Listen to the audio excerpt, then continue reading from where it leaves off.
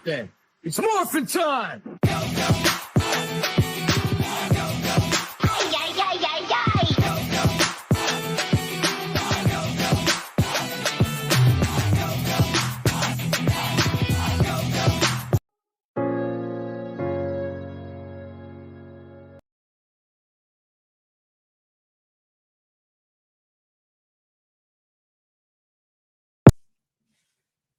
All right, ladies and gentlemen, if you can hear me, put a 1 in the chat. If you can hear me, put a 1 in the chat. Lost in translation. What's going on, my brother? Everything is everything. How you doing, brother? Man, I'm sunshine, partly cloudy. I'm peacock proud and honeymoon happy to be in the building with such elusive people tonight. Yes, it's so good to see you guys, man. So good to see everybody. Who we got in the chat tonight, Lost? Well, the first person we're gonna welcome is Mr. Christopher Williams. Mr. Christopher Williams, welcome, sir. Then we got I Dodge the Trap. Yes, indeed. Now, of course, you know we have Embrace the Grace. And we also have King Ball in the house. Oh, okay. Also, No News Podcast in the building. Yes, sir. Shout out. We also have Living Queen in the building. Of course, Almond Eyes and the Real Bravado Network in the building. We also have My Sasser One in the building. And that's what we have so far. But I'm pretty sure the rest I'm going to pile in a minute. Hey, said one from Oak Cliff. All right, Cliff, what's going on with you? All right, she from the Cliff, Oak Cliff. All right, in the DF Dub. All right, good to have people that's in my city on here with me. All right, so guys, it's so good to be here, man. I'm so happy to be here again today. We breathing. God is good all the time, and all the time, God is good. We've been dealing with a lot lately. I've been watching Turkey Neck Christians stop people from singing.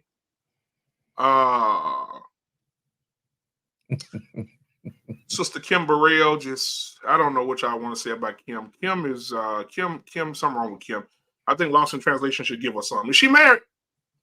I don't know, man. I don't keep up with that side of the church, man. You know what I'm saying? I'm over in the quiet, yeah. man. I just mind my business, man. We should send Take Heed over there to whoop our ass. Uh-oh. Yeah, Take Heed to probably stomp her out real quick and get her back together. Can you imagine her? Can you imagine her telling Take Heed that hush and let that mask work for you? Boy, I already know how that's gonna go down. I can hear Take Heed now. Let me share something with you. Exactly. What's that, your ass? On your ass. Exactly. All right. But guys, again, thank you in the chat, man. Who is that we got down there in the chat? They ain't up here in the. Oh, I'm so sorry. Let me see, who is that? Arpain. My bad, Arpain. Here it comes right now. I got you, buddy. I got you. All right, you can bring up one person at a time. Matter of fact, let's start with we got Brother Trey in the building tonight. Before he comes up, he has his own little intro that he goes by. Trey is a very unique fella. And he don't want to hear no whining. I want to fold no damn clothes. Yeah. He don't want to hear no whining. And if he does hear whining, he's going to say. So, but any other day, I can't help it that I'm custom made. I can't help it that I look good, smell good, can dance all night long. I can't help it. Ladies and gentlemen, we got Trey in the building tonight. What's up, Mr. Custom Made? What's up, fellas? What's going on with your player? All right. Next up in the building, man, we got the player from the Himalayas, all the way from the Real Bravado Network. Give it up for yours truly. TJ is in the damn building. Now, if you piss TJ off, TJ's going to adjust himself, and he's going to get up and... What you say? Ladies and gentlemen, TJ in the building tonight. You goddamn right. What you say? You goddamn right. Hey, right. Hey, real quick. I know you got to get through all the introductions. So I walked into the job the other day, right? So the security guard wanted to check me. I mean, he wanted to search my shit. So that was bad business for him that day. He just didn't know. So of course I said, "What you say? Play it." You want it again? What you say? Right. I said, "Brother, you ain't going through my shit right now. I promise you that right now." I ain't finna let you in the building then. That's what he said. I said, well, I'm finna go clock in. I'm gonna keep walking, brother. And you're gonna have to do what you gotta do. Man, that wasn't no good day for him. No. Glad to be here, brother. Glad to be here. Man, I'm glad you're here, bro. All right, next up, listen, man. Her name is Anissa. She's sipping on wine and hiding her mister. Give it up for Anissa in the building tonight, ladies and gentlemen. Good evening, everybody. Hello. Yeah. Mm-hmm. Yeah, I ain't trying to be That's what funny, I'm talking about. but when she turned that camera on, I saw that man running. Start lighting up right here. Hey, that's double sprinkles right there. That's a 2 for 1. Like when he ran around the corner, he almost slipped down in the dining room trying to get up out of there. I don't know what was going on over there. Yeah. All right. Next up, ladies and gentlemen, the president of the ball club himself. I'm gonna let him do it when he come up. Let's give it up for Mr. Bennett in the building tonight. Good evening, everyone. Shout out to the 7B Network. It's good to be on with you guys tonight. And the 7Bs. Come on, you got to give them to us. Go ahead. I'm going to clip it too. Well, again, salute to the bald, the beautiful, the beneficent, the benevolent bald brothers of the BMU Network. Salute once again those who live the follically free lifestyle. But we seek peaceful coexistence with our follicle brothers. So all love here. Absolutely, my brother. Appreciate you, man, for being here tonight. All right, listen. If you're looking for a housewife to understand what it is to be one, you got to talk to Miss Jenny because she own one. Miss Jenny's in the building tonight. What's going on? What's going on? How you doing, Suge? Good to see you, sweetheart. Good to see you. Good. All right. Turn your mic up just a little bit, Miss Jenny. Turn it up just a little bit. Your mic volume. All right. Next up, you about to embrace it. You about to embrace her. All right. She's doing everything she can. She got her makeup on tonight. She might find her a man. Give it up for Embrace the Grace in the building tonight. What's going on, Sugarfoot? All right, ladies and gentlemen. I'm good. Good to see you, baby. Good to see you. Now, you've seen her all over the world, all over the internet. This lady has hit 20,000 subscribers and counting. One of the most electrifying women on internet today. She's telling these women out here to get it together. If you ain't seen her yet, you will see her. Get your autographs now. Tickets are going to be on sale. She's going to be selling out the Knicks Arena. Give it up for yours truly. Take heed to the messages in the building tonight. Now, take heed to the message. I approve this message. Black Man Unfiltered said, we calling out all the hoes this year. Yes, we are. We calling out all the hoes in 2024, damn it. We tired of y'all. We calling out all the hoes in 2024 this year.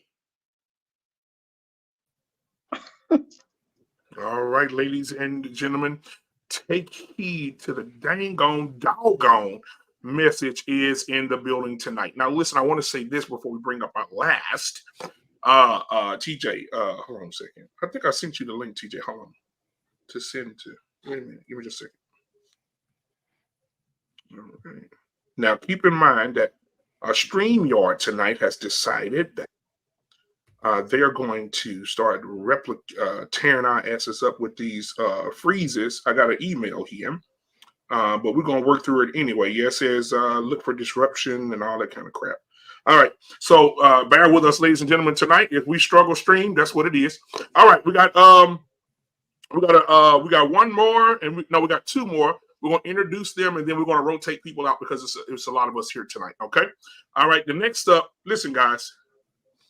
The first person I'm going to bring back down, and then we'll bring him up, bring him back down, is the almonds in your chocolate tonight is the eyes of almonds. And it's almond eyes in the building tonight. Give it up for almond eyes.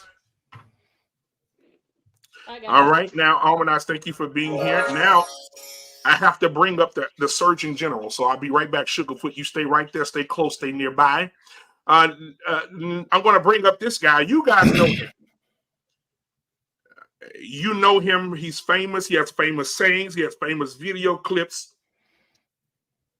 And I want to just say, The toughest things any man has ever done is turn down a nice piece of willing, steaming ass piece of pussy. and if you don't understand what he's saying, he'll ask you, Are you out of your fucking mind? Are you crazy? Only dropped All right. one F-bomb yesterday. Only dropped one F-bomb yesterday. we got our Oh, pain in the building tonight. Hello, everybody. All right, so good to see an old school stripper in the building tonight, along with Trey. He just opened his own stripping business as well. If you guys need anything for your bar mitzvahs, baptisms, birthday parties, and ratchet gatherings, call Trey.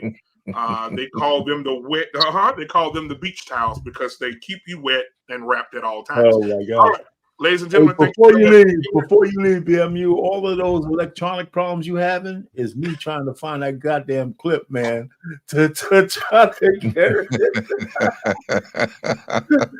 Oh my God. So I want to go around the room, man, because we got to check mental health over here. I want to make sure everybody's good to go before the show goes. And so we'll start with Miss Jenny. We'll move around the room. Miss Jenny, how are you tonight? How is the family and so on and so forth? Okay, thank you. I appreciate that. I mean, hey, that's that nice picture, Miss Jenny. I mean, you just keep it right there, okay? We'll go back to you. Embrace the grace. How are you tonight, Sugarfoot, and how's the family? I'm good. I'm good. Family's good. Just got off work, so ready to get on it. I know that's right. Take heed to the doggone message. 20,000 subscribers. Congratulations on your 20,000 subscribers. We know we love you, girl. We gotta support you. Take heed to the message. How are you? How's your king? And how's the family doing over there? We are all doing okay. Just keeping it together. That's all. That's all you can do. I know that's right. Thank you so much for being here tonight. Our pain. I know that I sent you that link to get that oil that you used to buy back in the day. But our pain, how are you tonight, my brother? How's everything going? I'm fine, man. I'm doing just well. How's everybody else? I'm glad. Good, man. It's good to see you, brother. All right. Mr. Bennett, how's the family over there? The empty nester himself. Mr. Bennett is in the building. How are you over there, Mr. Bennett? We're doing well. We're doing well. Not quite empty nesters yet, but we're seeing the light at the end of the tunnel. So the kids, they have access. They come and go as they please here. So, but good times are coming. Absolutely, man. All right. Anissa, tell him he can come out. Turn the camera. Let him run back by. Anissa, good evening, honey. How are you tonight? How's that man hiding behind that wall over there? Bartholomew. I am lovely this evening, and there is no one hiding in the shadows. Thank you so much, Anissa, for being Great. here. Thank you, sweetheart. My boy, TJ, what's going on, man? Hey, what's up? You asking me how I'm doing? How are you, sir? These fucking property taxes. That's what I'm doing. These fucking property taxes didn't went up. The house, what you call that? The homeowners insurance didn't went up. Yeah, it has. Right. So that's how the fuck I'm doing. And guess what? They still building. Man. When we built this house here, they said, "Hey, listen, that open property over there will be for sale in a couple of years. You'll be able to buy it from the owners of that property. No other homes will be built in this area." I said, "Oh, we good." Shit, they didn't put up 5. Yeah, they put up 5. They got us on that deal. But yeah, and them property taxes. They're kicking my ass right now, and my escrow kicking my ass right now. But thank God, because you for the acknowledge these super chats, because they're gonna help with them damn property taxes. I know that's right. Absolutely. We got one more. Trey, how are you tonight, my guy? First of all, congratulations, Take Heed. Well deserved, more importantly, well earned. My daughter today ran up to me, gave me the biggest hug, and said, "You are the best dad in the world." So I am doing amazing. I am great. Hey, that's my guy. Hey, man, listen, bro. You ain't got to say nothing, man. It'll show up. Especially when them girls come and show you some love. Oh, that's a wrap. My daughter hugged me. My cup filled for a week. You know what I'm saying? Hey, Daddy. Hey, man. Hey, you just turn into old softy for them girls. All right. Lost in translation. I heard about your gig you got going on in Alabama. And so I just want you to, they call him Mr. Pineapple in Alabama. They say he's so sweet, you got to cut him to get to him. Lost in translation, what's going on, my guy? What's happening, sir? What's happening? You want to talk about your Mr. Pineapple, or you want to move on? Good, man. Keep that in the wraps, man. You know how we do. Just a second, let me get Almanac here to speak to everybody. Eyes of the Almond, how are you this evening, Sugarfoot? I am well. How are you? Man, I'm great. I'm gonna do better. Can you do me a favor? Can you book some appointments for Trey in the beach towels and Mr. Pineapple, so we can get some more money in these super chats? Okay. Why everybody got to be a stripper? That's what I want to know. Well, it ain't my fault that R-Pain told me that. R-Pain said that. R-Pain said he saw you in the registry. So it ain't my fault. It ain't my fault. R-Pain's a damn liar. All right, R-Pain. So thank you everybody for being here. Now I want to get you super chats real quick. Let's see here for the Real Bravado Network. No News Podcast. $20 says for the recent video you premiered. That shit was fire. All right, we got a $5 super chat from No News Podcast. He said, can y'all drop channel links? I want to support everyone. All right, mods, if you're in there, go ahead and drop those links for us. That would be amazing. And Almanize, if you're back there, if you can also drop those links, that would be amazing as well. I appreciate you, Sugarfoot.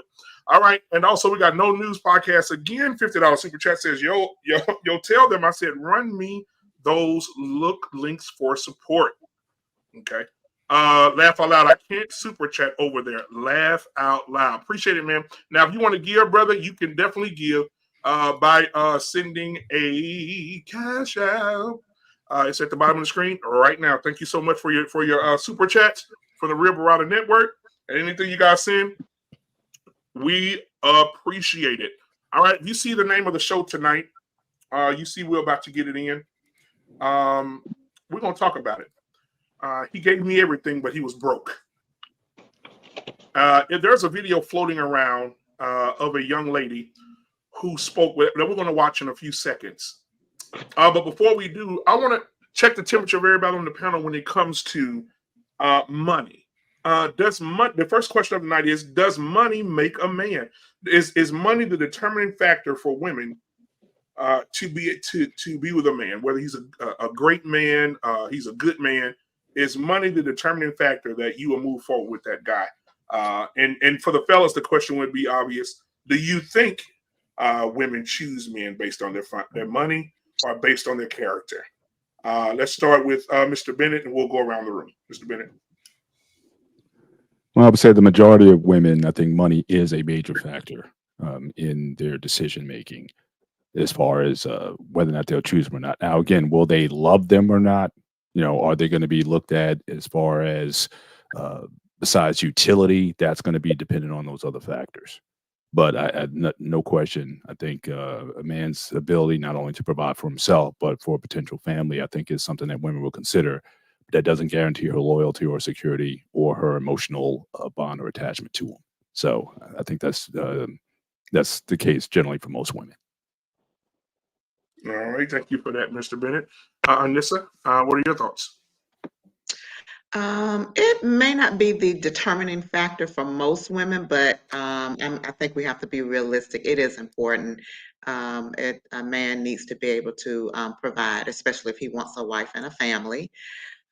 So we're not going to pretend like it's not important, but there are some women there are plenty of women that choose a quote unquote good man, although he might not have a lot of resources. So I think it really depends on the woman, but it is an important factor. Absolutely. Thank you for that. TJ, your thoughts? I hate to drop the turd in the swimming pool, but women don't give a flying fuck about a man's income. And I'm going to talk about black women because I don't know about nobody else. And I'm looking at the current state of our Black narrative of Black culture. Now, when I say Black women in general, I'm not talking about specifically of individual ladies. I'm just talking about in general. And I'm looking at the population. I'm looking at who's having all these kids. If money was was any kind of a factor, we wouldn't be out here with the crisis that we have with the women and the children and all this and the financial stripes that our ladies are in at this particular point. Messy Michonne did a good job of outlining some of those things on our channel today. But no, I do not think women in general gives a damn about a man's money because they have babies with broke men all the goddamn time. And they are heading up all of our households right now by themselves, struggling by themselves, with the help of the government. So, nah, money ain't women don't give a fuck about no money. And they can stop lying and say that they do. All right. Trey, your thoughts? Yeah, absolutely. Women judge men and pick men based on money. Here's the issue. The issue is that whether or not they can actually get them. That's the issue. It's not whether or not what they're choosing. It's can they get the man? Can they retain the man? Can they get that man to get down on one knee and propose and want to marry them? Most of them cannot. But if you had a choice, if these women had a choice versus a rich man or a poor man, I highly doubt the poor man's going to get chosen because there's a lot of great men who are homeless. They ain't got no wives. So they choose men based on the income, and if they can obtain it. But here's the issue. A lot of these women are not quality women. So they can't get men at that level. That's a different level. It's a different stature when we start talking 7 figures, 8 figures. It's a completely different mindset, thought process. And he has things that he wants you to be able to bring to the table. And a lot of women, especially in our community, don't understand that concept and they fall short. That doesn't mean they don't want him. That's exactly what they want. I have never once ever heard a woman say he makes too much money. Never heard that. Never, not once. He makes too much money. I can't date him. They absolutely choose men based on the amount of money. Whether they can keep him is a different story. Well, lost in translation, I'll let you take the bottom row, but go ahead and give your perspective, brother. What are your thoughts? Absolutely, they choosing by money. As a matter of fact, that is the starting line before anything gets started. Now, as far as people are saying that women don't choose men based on money, if we tell the whole story, the CDC says that 59% of our women share men. That means they have kids by multiple fathers. So my thing is this: you may have ended with a broke man, which is generally the guy that you ended with, but the guy that you started with was the guy who had the money. He just so happened to be probably married or in a relationship with somebody else. So the guy that they complain about generally is not the first guy. It's usually the second guy. And that's the guy that she could get. And we're going to go with Take Heed for this one. Take Heed, talk to us. Oh my goodness. Why am I agreeing with Trey again? What is going on? Oh my goodness. Oh my God. Okay, so like I said to y'all many times before, once a man can capture a woman's mind, he has her body. So yes, money is important, especially from us. Money is important, but a Pookie and Ray Ray can capture a woman's mind and make her do things that nobody has ever seen. So we have to be mindful of that too. Yes, money is important in a relationship, but we also got to understand that the money part comes in after she done had that clarity, she done got pregnant and all this foolery. So the next guy got the problem. He the one got to come with everything out of the woodwork to be a good man for her. But the first one she let pass. That's just, my take on it. No, Take Heed, you agree with me. You agree with me. Because that's a better way of assessing what I just said. I'm not going to jump everybody else in the line. You agreeing with me. Because when you start talking about them children, they usually have children like we see it. It's the guy that comes after that. It's after they didn't screwed the pooch. Then all of a sudden they want Mr. Six Figures to come in and rescue them. So no, Take Heed. Trey don't get that love. I get the love. And yes, I am straight up. Yeah, I'm straight up. Jealousy is not a pretty color, TJ. What you say? I'm done. Fuck you, Dre. I'm done. Let's go with R-Pain. R-Pain, what do you say, sir? You know, it's funny that we're talking about this because I just got off the phone with my oldest daughter and we had the money talk, you know, because she makes a certain amount of money. And I said, well, suppose you meet a man that's making the same amount as you. Is that something you can handle? She said, yeah, I could. She said, but I'm just not running into the black men who I prefer who make as much as I do. And I said, well, and this is what I told her. I said, so money matters to her. But this is what I told her. I said, listen, if you're not attracting guys, because we're in the Northeast, there's a lot of men who have a per capita income higher than usual, like the Midwest and stuff. So if you're not attracting those kind of guys, maybe you have to look a little bit inward to see, you know, whether you can improve on the caliber of men that's coming towards you. You know, and, you know, because she's pretty straight and narrow. You don't have no kids. She got all this. She's professional. I said, you just need to look at that. Even if it's not true, maybe there's something that you're doing to attract the guys who ain't got shit. Because you're in the Northeast, right? Per capita, we make a little bit more money than people do to the Midwest and places like that. So, I mean, we have those kind of conversations. You know, she's not married. So I don't just try to baby her on that kind of stuff when we talk, you know. So I hope, but money does matter to her. So I look at her as a microcosm of other women, but it's not the only thing because she's willing to share in the expenses and do the one pot thing and all that other kind of stuff. So let me just land it there. Appreciate it. Embrace the grace. It's up to you. Is money important?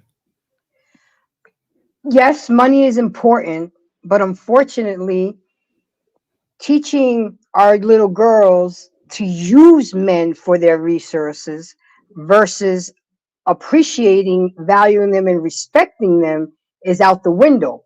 So it's what have you done for me lately, and what are you going to do for me? So it's become very transactional nowadays. It's like they've been delusionalized from social media. They see everything that's going on social media and expect that the real world is like that, and it's not. You know, you should see a man for a content of his character. Is if he's trustworthy? Can he be a good husband? Can he be a good father? Can he guide you and lead you? But it's always about the money. And then the delusion, you want a man with 6 figures, but you work at McDonald's. You want a man with a Maserati, but you drive a hoopty. So we're very delusional, and we teach our girls to just use men for their resources instead of working with them, learning with them, and building with them. So yes, women always gonna look at the money, the jewelry, the car, the shoes, the clothes, but the man can be a straight up pookie, but then you're turning away the plumber who makes good money, has a good trade, but because he comes home a little bit dirty and smelling maybe like septic, you know, you want to put him down. But it's very sad. And yes, women use money too much as a resource for men. Thank you, Almanize. Thank you, Embrace the Grace. Almanize, you're next. Is money important? You muted. You're on mute. You're mute, Dom.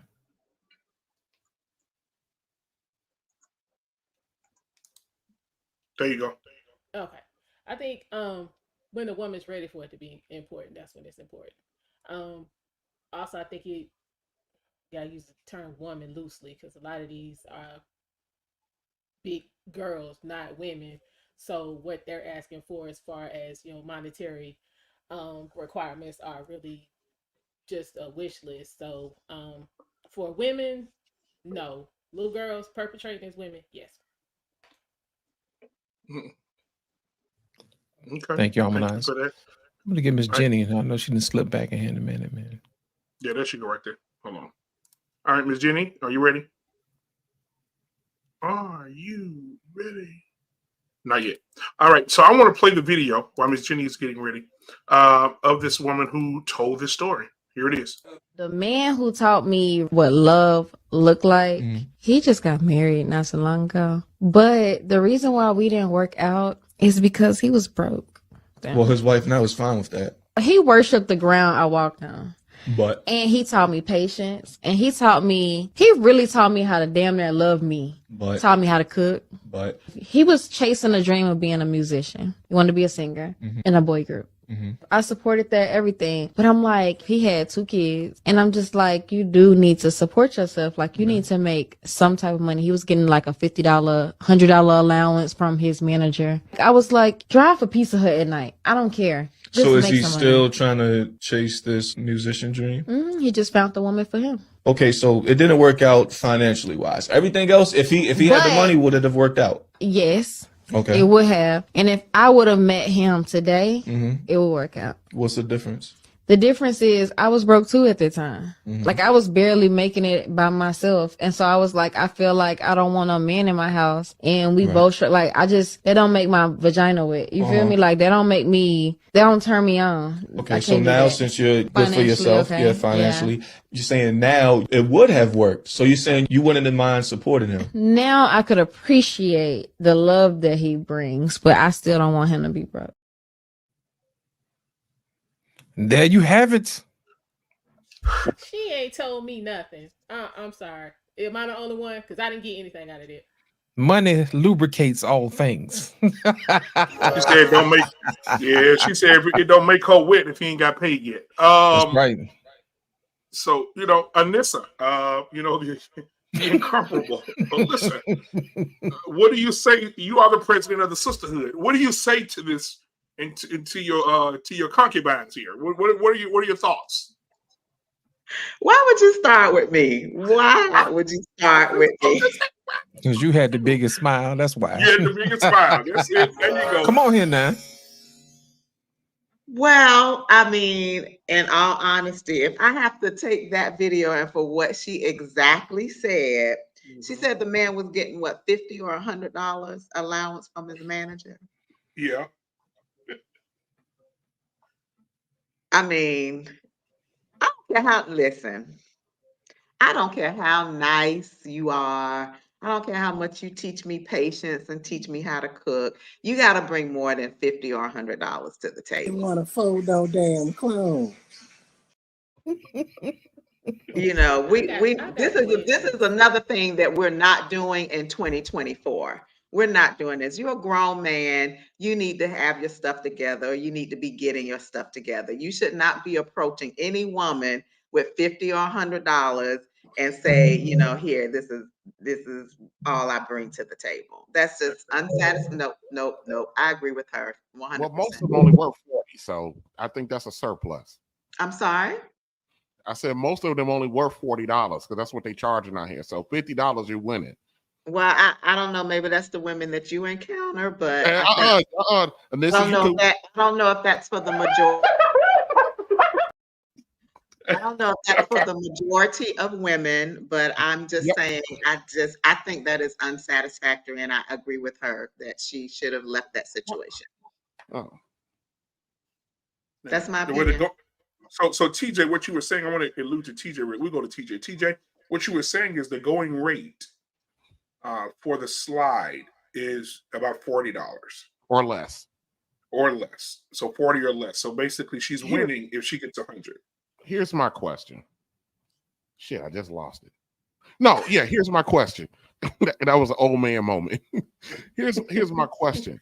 If y'all out here making all this money, got your own house, your own car, your own Amex, why the hell do you care about his money if you got your own everything then? Why is that even relatively important if you don't need him or what he got? What does it matter what his money is at that point? Especially if he's not your husband. Why in the hell why does his money even remotely matters if he's not your husband? Who's that question for? Was that for me or what? Everybody. Yeah, anybody. Did she say she was an independent woman? I think she says she is now. She wasn't when they first met. She wasn't. Right. But now she's saying. Did she say anything along the lines of "I don't need a man" or "I don't need"? She never said that. No, she didn't say that. No, she just said when they first got together, they were both broke. Now she's financially, I guess, independent, and she would be at least more tolerant of the situation. I still don't think she would necessarily stay with him, but at least she'd be a lot more tolerant of the situation now that she doesn't have to worry about herself. But at that time, yeah, I think finance is more important to her. I'll take you one further, Mr. Bennett. She's not staying with no broke guy. It's once she starts making money, if she wasn't wet for him when he was broke and she was broke, she ain't getting wet for him while she got all that money. He's laying on the couch asking for $50 allowance. No. I don't believe that shit with one bit. Now there's another question out there, guys. I want everybody to get in on this one, but we're going to talk about the fact that when you first got with him, he was making 50 and 100. You were getting that penis at 50 and 100. So you chose to be with that man at 50 and 100, and then you tolerated it when you should have never even initiated it. Mm-hmm. You tolerated it. That's not how it works, Black man. That's not how it works. Okay. When you have artists and creatives, they're on a time clock. Yep. You have to understand something. That when you have somebody who's a musician or they're chasing a ball player dream or something along those lines, they're on a clock with a woman. You need to be able to become successful within a certain amount of time, or I'm going to leave you. Now, that doesn't mean that you won't become successful later on, but for her, she can only sacrifice so much of her prime years for you, waiting on you to hit the time. And that's essentially what happened here, is that she got tired of waiting. Her thought process of going back and saying, well, I would get with him now, is because the more money she has, now she can afford to be just a slight bit more patient. That's all she's saying. I can wait a little bit longer now. But when these women decide to date these men who are artists and creators and actors and all that, they are on the clock. It is time for you to get to the money, as opposed to a guy who was working in corporate America or something like that. She might be a lot more patient. All right. Anybody else want to hop in? Go ahead and hop in there. We'll go with. I would say that one thing that yeah. no one's really touched on yet is not only was he not making money, but he also had 2 kids. 2 kids. I don't know, if it's 2 separate women or whatever. So it's like, what are you doing for those other kids if you can barely provide for them, and now you're trying to bring another woman into your life? That would be problematic. And as someone, I have 3 daughters of my own. If that's the guy she brought home, I wouldn't be necessarily enthused about that particular situation. So that's another red flag for me, that she should look elsewhere. So you mean to tell me he had 2 kids with somebody else, and he was possibly looking at having another baby with somebody else? Is that correct? Is that what the situation was? Okay. Yeah, since people want to disagree in the chat, there you go. Well, but it's all acceptable, because the payoff, you have to think how the women are thinking. The payoff in the end might be worth it. So I'll put up with the 2 kids. I'll put up with him not working. And I'll put up with these things, because if he hits it, it only takes one record. If he hits it big, it'll all be worth it. Essentially, she decided to make an investment. And with them things sitting on her chest, I can see why she did what she did. It makes perfect sense. And what happened is, like I said, he just ran out of time. He ran out of time. Because I guarantee you, had he hit it, had he had a #1 hit, or had he, went viral or something along those lines, she would have been just fine. And she would have, it's basically like, you remember how you guys played video games back in the day, and when you hit a certain level, your time got extended, you would get a few more seconds. That's basically what would have happened. If he would have got viral or something, he would have got a few more, maybe a couple more years to see if he can maintain the success. Because I assure you, if he stayed that way for a while, she would have said, "You wasted my best years." You know what I'm saying? That's exactly what would have happened. Now I have a question, guys. Do you think money matters? What if a little girl grew up with money and she always had money? Do you think that is a factor when they grow up and are looking for men, or is it more of a factor if they didn't grow up with money? Well, when you talk about little girls that grow up with money, you have to understand something. They're going to be surrounded in a community of equal-minded economic stability. So she's probably going to be around it. Believe it or not, most of us are around what we are. You know what I mean? Most of the time. The thing is, when you're sitting here having these conversations about, what women value, our numbers tell us what our women value. When you look at all of the data, statistics, how the women make their decisions, The fact of the matter is, when you talk about Black women, 75% of our women are baby mamas. 75% of them will have not been married and will not get married, but they're choosing to have children in the worst economic situations. That's what they value. So you can go by what our women out here are saying in social media. You can go by what they're saying, but you got to actually look at what they're actually doing. Now, on a real practical micro level, like I tell you, I work with women who make a tremendous amount of money. And every morning when they're getting off work, they're sitting out there waiting on their broke ass, unemployed boyfriends to pick them up in their cars. That's the reality. I understand our women are out. Some of these women out here talking about what they want out of a guy, what they want, but that's after they're heartbroken, ran through, too old to care, and they just want a soft landing space. Then all of a sudden they got some standards for a trade. All of a sudden they come in to trade with these fucking standards and all this baggage in tow. So while I understand the concept, and some of us are talking about women too from a yesteryear, and I'm not trying to be like, throw darts at like Anissa and stuff like that about our age group, but the ladies of your age group, you guys grew up with a different set of standards out there as far as what was to be expected. You know what I mean? And so your perspective on it is a little bit different. Now, as a guy who's out here in it, I'm telling you, for the most part, a lot of these women do not give a damn about money, because if they did, they would not make the decisions that they're making. They're making decisions that are financially crippling them for a lifetime. That's kind of how I see. Well, that would be if they understood finances. A lot of these women have no idea what money is. If you ask them what a lot of money is, you'd be surprised at the numbers that they respond back to you with. Ask them. I know a woman who thinks $100,000 would last her for the rest of her life. She's a complete idiot. But you would never know that because she's fine as hell. And so most guys are going to talk to her and pay her attention because she's a very attractive woman. She has no concept of money. And so these women that are making these decisions based on whether to have the man, whether to have the man's baby, whether to be with him, they don't understand it. Think about your childhood as a young man and how you had to understand and learn money. Most of us learned it when you were maybe you got an allowance. Maybe you had to work for you to earn your dollars. I had to go shovel snow and cut grass I had to do a whole bunch of things. Women aren't doing that. You think the young girls are getting paid for doing their laundry and doing their chores? That's not how it works. They have no concept of money, which is why they make the decisions that they make, because they don't understand it. I say that all the time. One of the things I teach my daughter, we talk about money at 5 years old. We talk about money all the time. She understands what the coins, quarters, dimes. She gets it because I need you to understand that $100,000 is not enough money for the rest of your life, baby. You need to understand that concept. I had that conversation with my daughter as well, but there's a modicum of truth depending on the socioeconomic of the woman too. Listen, she admitted that most women make choices about men based on aesthetics. It has nothing to do with money, but for her, if she was going to cleave to a guy, he's got to be able to hold his own. I mean, that's just her.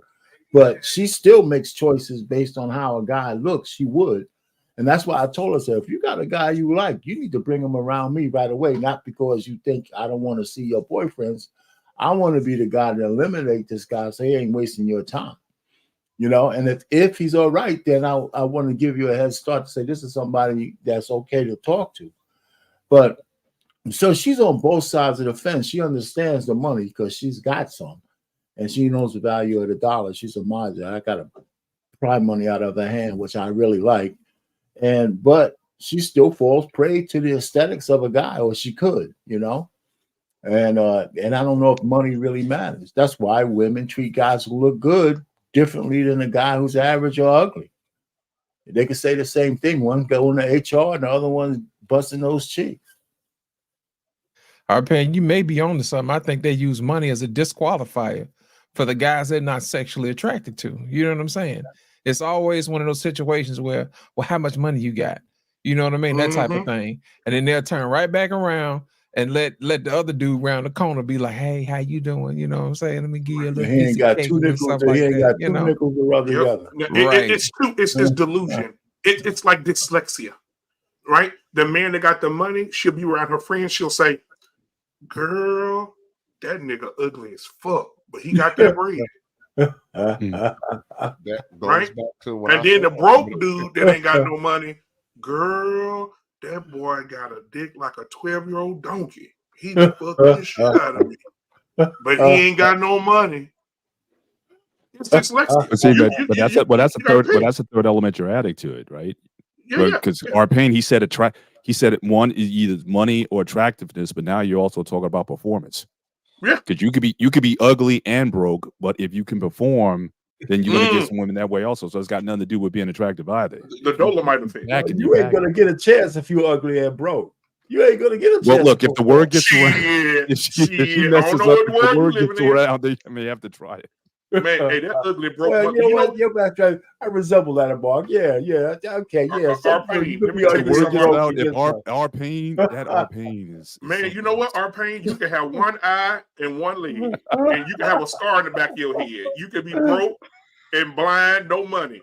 If you go in and hit that thing right, she gonna let you know you blind motherfucker. She's gonna let you know that boy, that broke blind motherfucker.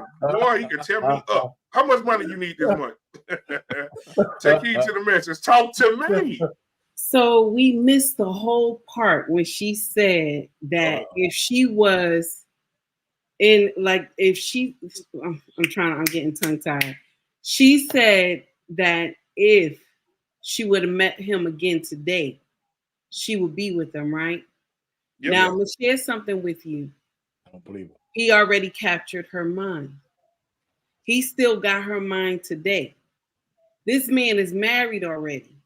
And she said if the tables was turned, she would be with him today. That means he still got her mind. So any man who get her now gonna have a problem because she's gonna keep saying, I remember when so-and-so taught me how to cook. I remember when so-and-so taught me how to love myself. And she just on a podcast talking about this young man.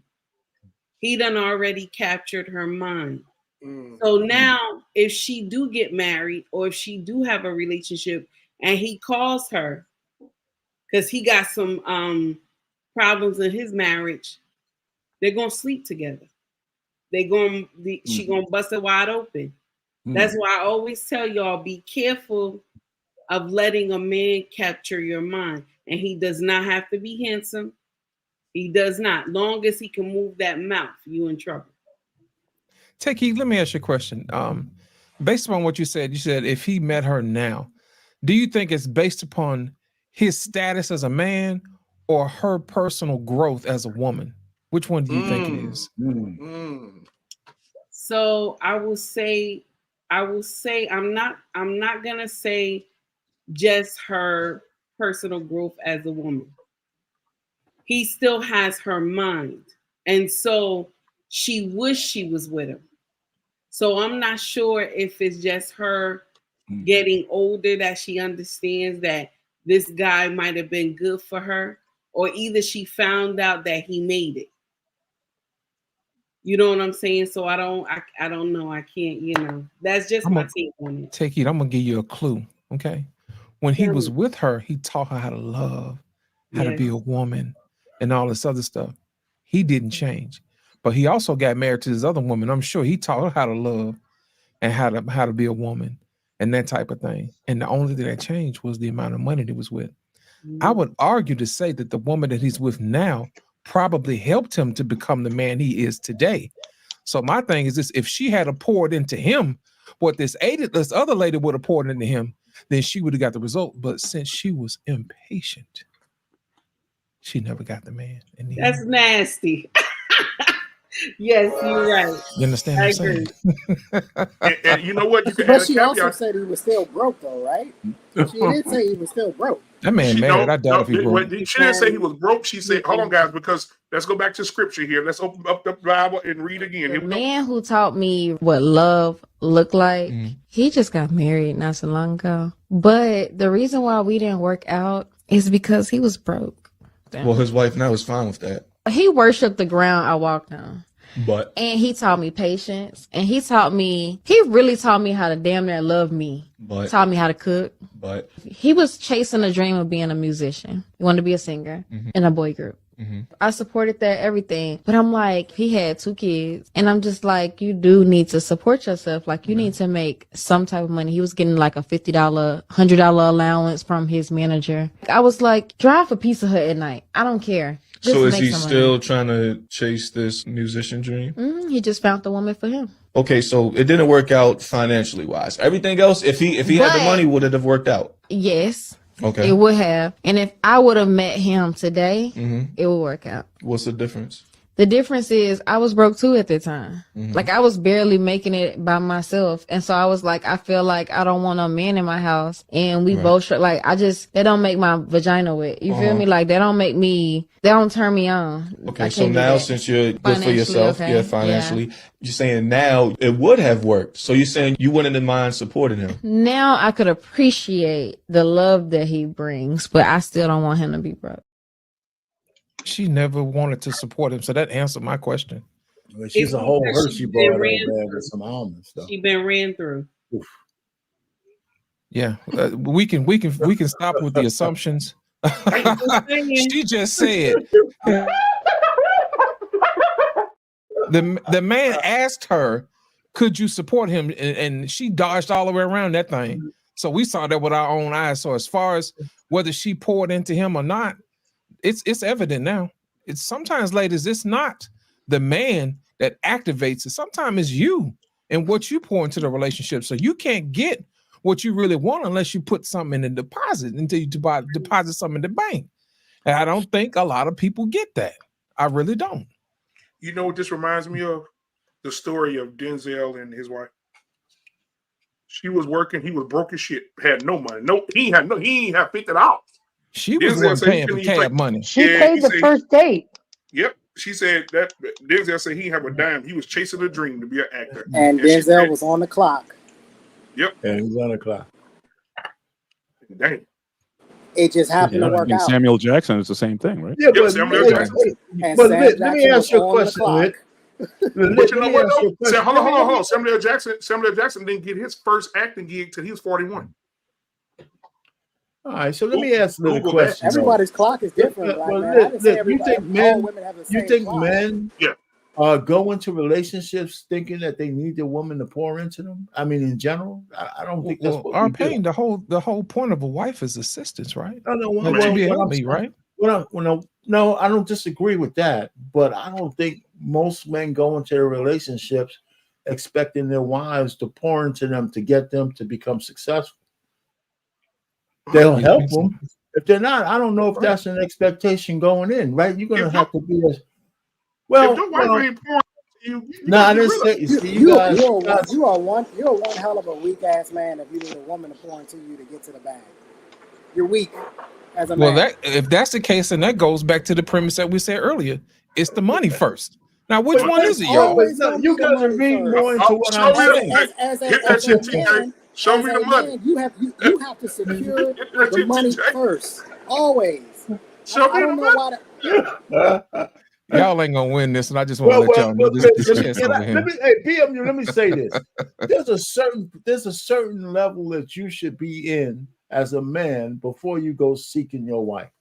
That's what I think, right? And if when she's with you, if she can help bring out more of what you're gonna be anyway, I can dig that.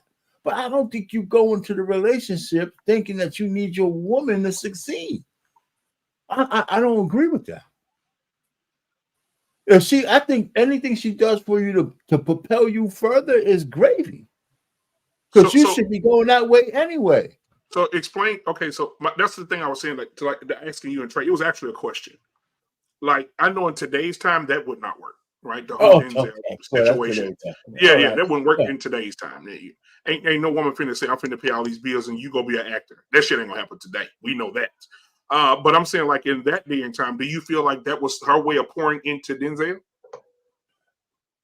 I think that's a very unique situation that she was able to recognize his potential, and most women can't see men that way. Right? Exactly. I agree. Yeah. So that's a unicorn situation. Go ahead, There's a lot of that based on the options that are in front of them, as far as the women goes. We talk all the time. I mean, you got folks coming over the border don't have a nickel to their name, but their women are still loyal to them. But is Thank that you, more Mr. so a Bennett. function of this simply those are the options that they have? They're not going to be attracted to all these different types of men. But in America, you know, a lot of women think they can get any guy. So That's good, so the fact that they think they have an option to go elsewhere, is that part of what drives their decision making on whether or not to stick with a guy or not? That's good, Mr. Bennett. Because those guys at Home Depot waiting on to put up a ceiling fan for $25, if that's all they get, they go home. They woman right there waiting on them. Still You got a hungry? meal Take for off your boots. Come get the pussy. There. Had that dinner. Hey, to take that $25 and make the biggest dinner you ever seen. Come on. He got the strength of Yeah, but 40 these aren't the bears to most put up 3 attractive women houses. either, though.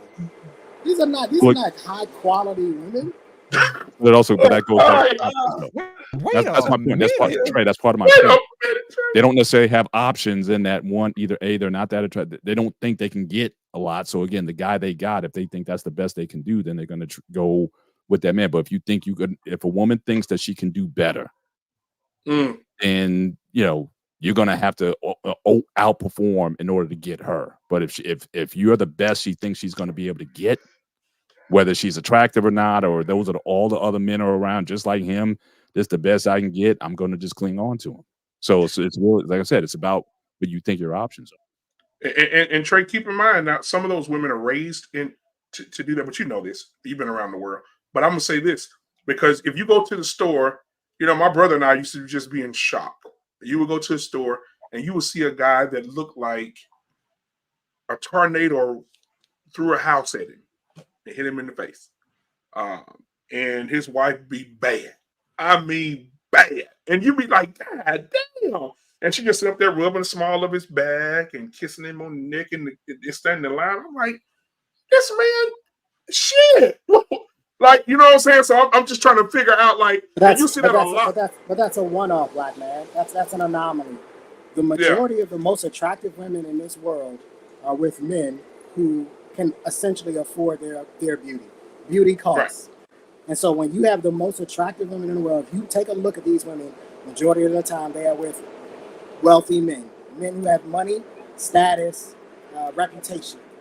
You very rarely, and I agree with you, I have always batted above.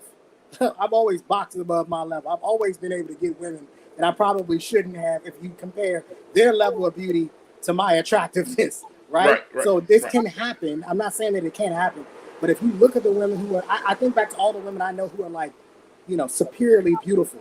They're married to wealthy men. They're married to rich men, like men who own businesses, cannabis dispensaries, right? Construction companies, steel companies. Like they're married to rich men. So majority of the time when we do this, and I say this all the time, you can typically look at a woman and her beauty will tell you how much money her husband has. It typically kind of correlates. Not all the time, but majority of the time it correlates. If she's not so attractive, more than likely, he doesn't have that much money. And so when we talk about this, I agree with the black man to a point. These people that come from other countries, their culture is more important to them, right? So it's not so much about the looks and the money. Culture takes precedent. But once they get wrapped up in this Western thought process, money takes front stage. And men need to understand this in America. It starts with the money. If you happen to be 6'4" and hung like a horse, that'll help. It'll help you. But it's always going to start with how much money do you make? What kind of clout do you have? What type of car? I know women who judge men off of cars. I know women who judge men off of shoes. Are your shoes dirty? She won't talk to you. You know what? I'm going to share something with y'all. I think that when we judge men just by the status of their money, this is just me saying it, we block our blessing. We'll block our blessing every time. Because men who truly have money, they don't dress like they got money. Mm-hmm. Men who truly live well, you don't see them flaunting how they live or what kind of car they drive. You can block your blessing by just thinking that this man, you want a man to have money. That's why when these young girls come to these social media platforms, they tell you they want a 6-figure man, but they themselves don't know what it is to have a 6-figure man. They will sit up here and proclaim that on social media, but they don't even know how to be with a man who has 6 figures. Even when I was young back in the day, and I used to skip out to the club with my girlfriends at the Brothers 3. I remember we was all in there, just a little tidbit story. We was all in there just having a good time, drinking and everything, right? And there was a brother in the corner, had a jersey on, ran down sneakers and jeans, sitting in the corner. All the other brothers had on the gorilla suits. Y'all remember the gorilla suits back in the day. So they were all dressed to kill, clean. They was just amazing. We all dancing and having a good time. Then we all sat down at the table, and he asked the bartender to give me a drink. So I raised my glass up, told him thank you. And my girlfriends got mad with me. They was like, look at him. Look at his clothes. Look how he dressed. And I said, so he bought me a drink. And I want to say thank you. Then after that, we got up, we started dancing, and he came over and started dancing with me. So I started dancing back with him. My girlfriend snatched me and was like, oh, no, we're not going to be doing this today. We're not going to be doing this. And I told her, no, y'all go over there with the brothers. I'm going to be over here with him. At the same time, while we were dancing, the gentleman I was dancing with stepped on one of the guy's shoes. And I was like, this is going to determine if this going to continue, we going to dance or not. Because back in the day, you stepped on somebody's shoes, they'd be ready to go at you. What they did, they dapped, both of the brothers dapped, and it was calm and cool and collective. And at the end of the night, he asked me, can I take you home? And my girlfriends was making jokes. They was like, oh, what kind of car he drives? Probably some ran down raggedy car. That's what they said, right? He told me, baby girl, wait for me in the front. I'm going to come around and get you. Now, this is when Lexus first came out, y'all. He had a white Lexus spent around the corner, spinning gold rims all on the car. Now, who had the money? The other brothers was trying to get the bus to go home. The ones who had the cat daddy suits on. That's why I said looks can be deceiving. You will block your blessing. That's it. That's just my take on it.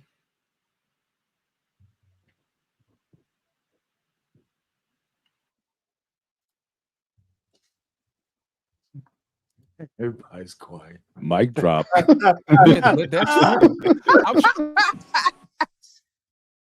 trying to figure out, did you go home?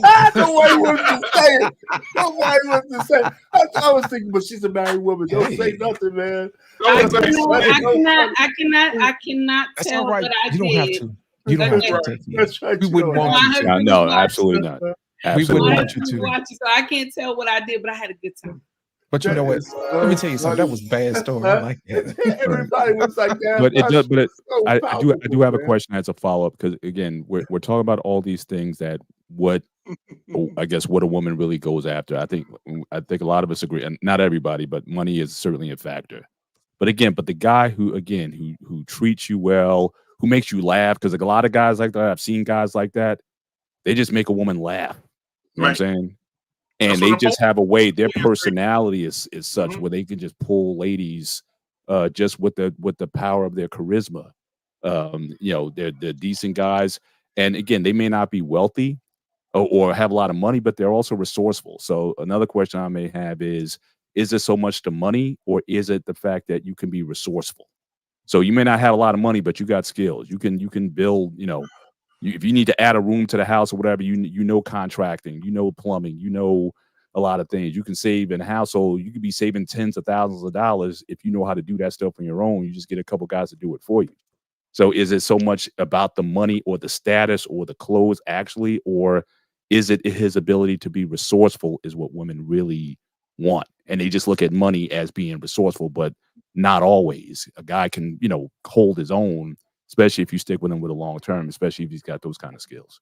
Mr. Bennett, that's an excellent point. To piggyback off what Arpain said a minute ago, Arpain says that his daughters know what it takes to get money. And I asked the question, is it because Arpain does it himself? She knows how to appreciate a man that knows she knows what he looks like? Because I would venture to say that most women who actually use that as a crutch to determine a man is really it's false security. Because if, say for instance, Arpain's daughter knows he knows how to make a dollar. You see what I'm saying? She can actually appreciate and see somebody who knows how to do that very same thing because he does the same thing that her dad does. So that probably lets her know, he may not have it right now, but he's doing the same thing my daddy's doing. And I'm pretty sure if he continues, he's going to be the same way. Now, our pain still has to have the last say so, because that's what good fathers do. You see what I'm saying? So my question is this: what are women gauging what are they using as a measuring stick to determine whether somebody who has money that they just came up on now, or somebody who's industrious could make it anytime they feel like it? Because that type of swag is different. You know what I'm saying? Have you ever been around somebody who just got money? Like, say for instance, they went to the casino and they hit, you know what I'm saying? It's like they got this nervous energy, like somebody's going to take this money away from them, versus somebody who makes this money every day, all day long, who can pull it out of the air, who know how to do it, and it don't bother them. That's a whole different type of swag. Ladies, I don't know if I'm not wrong. Is that correct? For the ladies' answer, you really picked up on what I said, because that was part of the conversation with my daughter. I said, listen, the guy don't have to have all the money now. He just has to be in a profession that has upward mobility, right, or doing something that has a future. And you got to be able to see that. Now, whether he accomplishes that or not, it's always a risk reduction. But we had that kind of conversation. I mean, I didn't have all the money I had when I first met my wife. I know it was a different time then, but I had a plan. Does this guy have a plan? Does he have something that makes sense? And it's something that's sustainable and scalable. You know, that's the kind of conversation we had. But, you know. There's no way in the world I would teach my daughter to use her youth to wait for a man to get his shit together. Well, I didn't say absolutely that. Utterly ridiculous. I didn't say that. I know you didn't say it, but I didn't interrupt you. The fact of what I'm saying is that my daughter has a finite amount of time to be as beautiful as she possibly can be and to snag the best man she can. She has a finite amount of time because, unfortunately for women, your looks don't last forever. So the last thing I'm going to tell her is to get with a guy, and as long as he's in the right profession, just hang on in there, baby. Just hold on it. No, you need to go find a man that got the bread. He's already doing it. He's already making it. Yes, you need to be waiting at the finish line. It ain't fair, but life ain't fair. Life is hard. Get a fucking helmet and quit crying about it. You got to go where the money is at. You going to college, not to get no fucking degree. You are going to college to identify the people in these professions that are already making money, and those are the guys you need to be going after. I am, for one, not one of these guys who would tell my daughter to date men your age, because he ain't got no fucking money, and he can't help you. He can't do anything for you. His job, the man's job, is to replace me. That's his responsibility, is to replace me. How can you, he's 24, you're 24, he ain't got no money, he ain't got no house, he got nothing. Sir, you can't replace me, therefore you cannot marry my daughter. I would much rather her go be with a 40-year-old who has a house, who is established, who is in his career, and can actually replace me to take care of my daughter rather than a 24-year-old. I'm done with the potential shit. This potential shit has ruined communities. This potential, just wait on it. No more potential. Go find a man that's getting to the bag now. Go find the man that's in shape now. Go find the man that's running his company now. Don't wait 10 years, because in 10 years, if he decides he doesn't want your old ass anymore, now what do you do? So what was the college thing about? You said she should go to college to identify a man in that field, but she's not going to marry that man because he's the same age. I didn't say he had to be a college age guy. There's all types of people that are walking around these campuses. They're not all college students. So you're saying go to college to find still an older man who's in the status that you're referring to. So he could be a 40-year-old. Yeah, she needs to network. She needs to be amongst these people. She needs to be at charity events. She needs to be at all these types of things.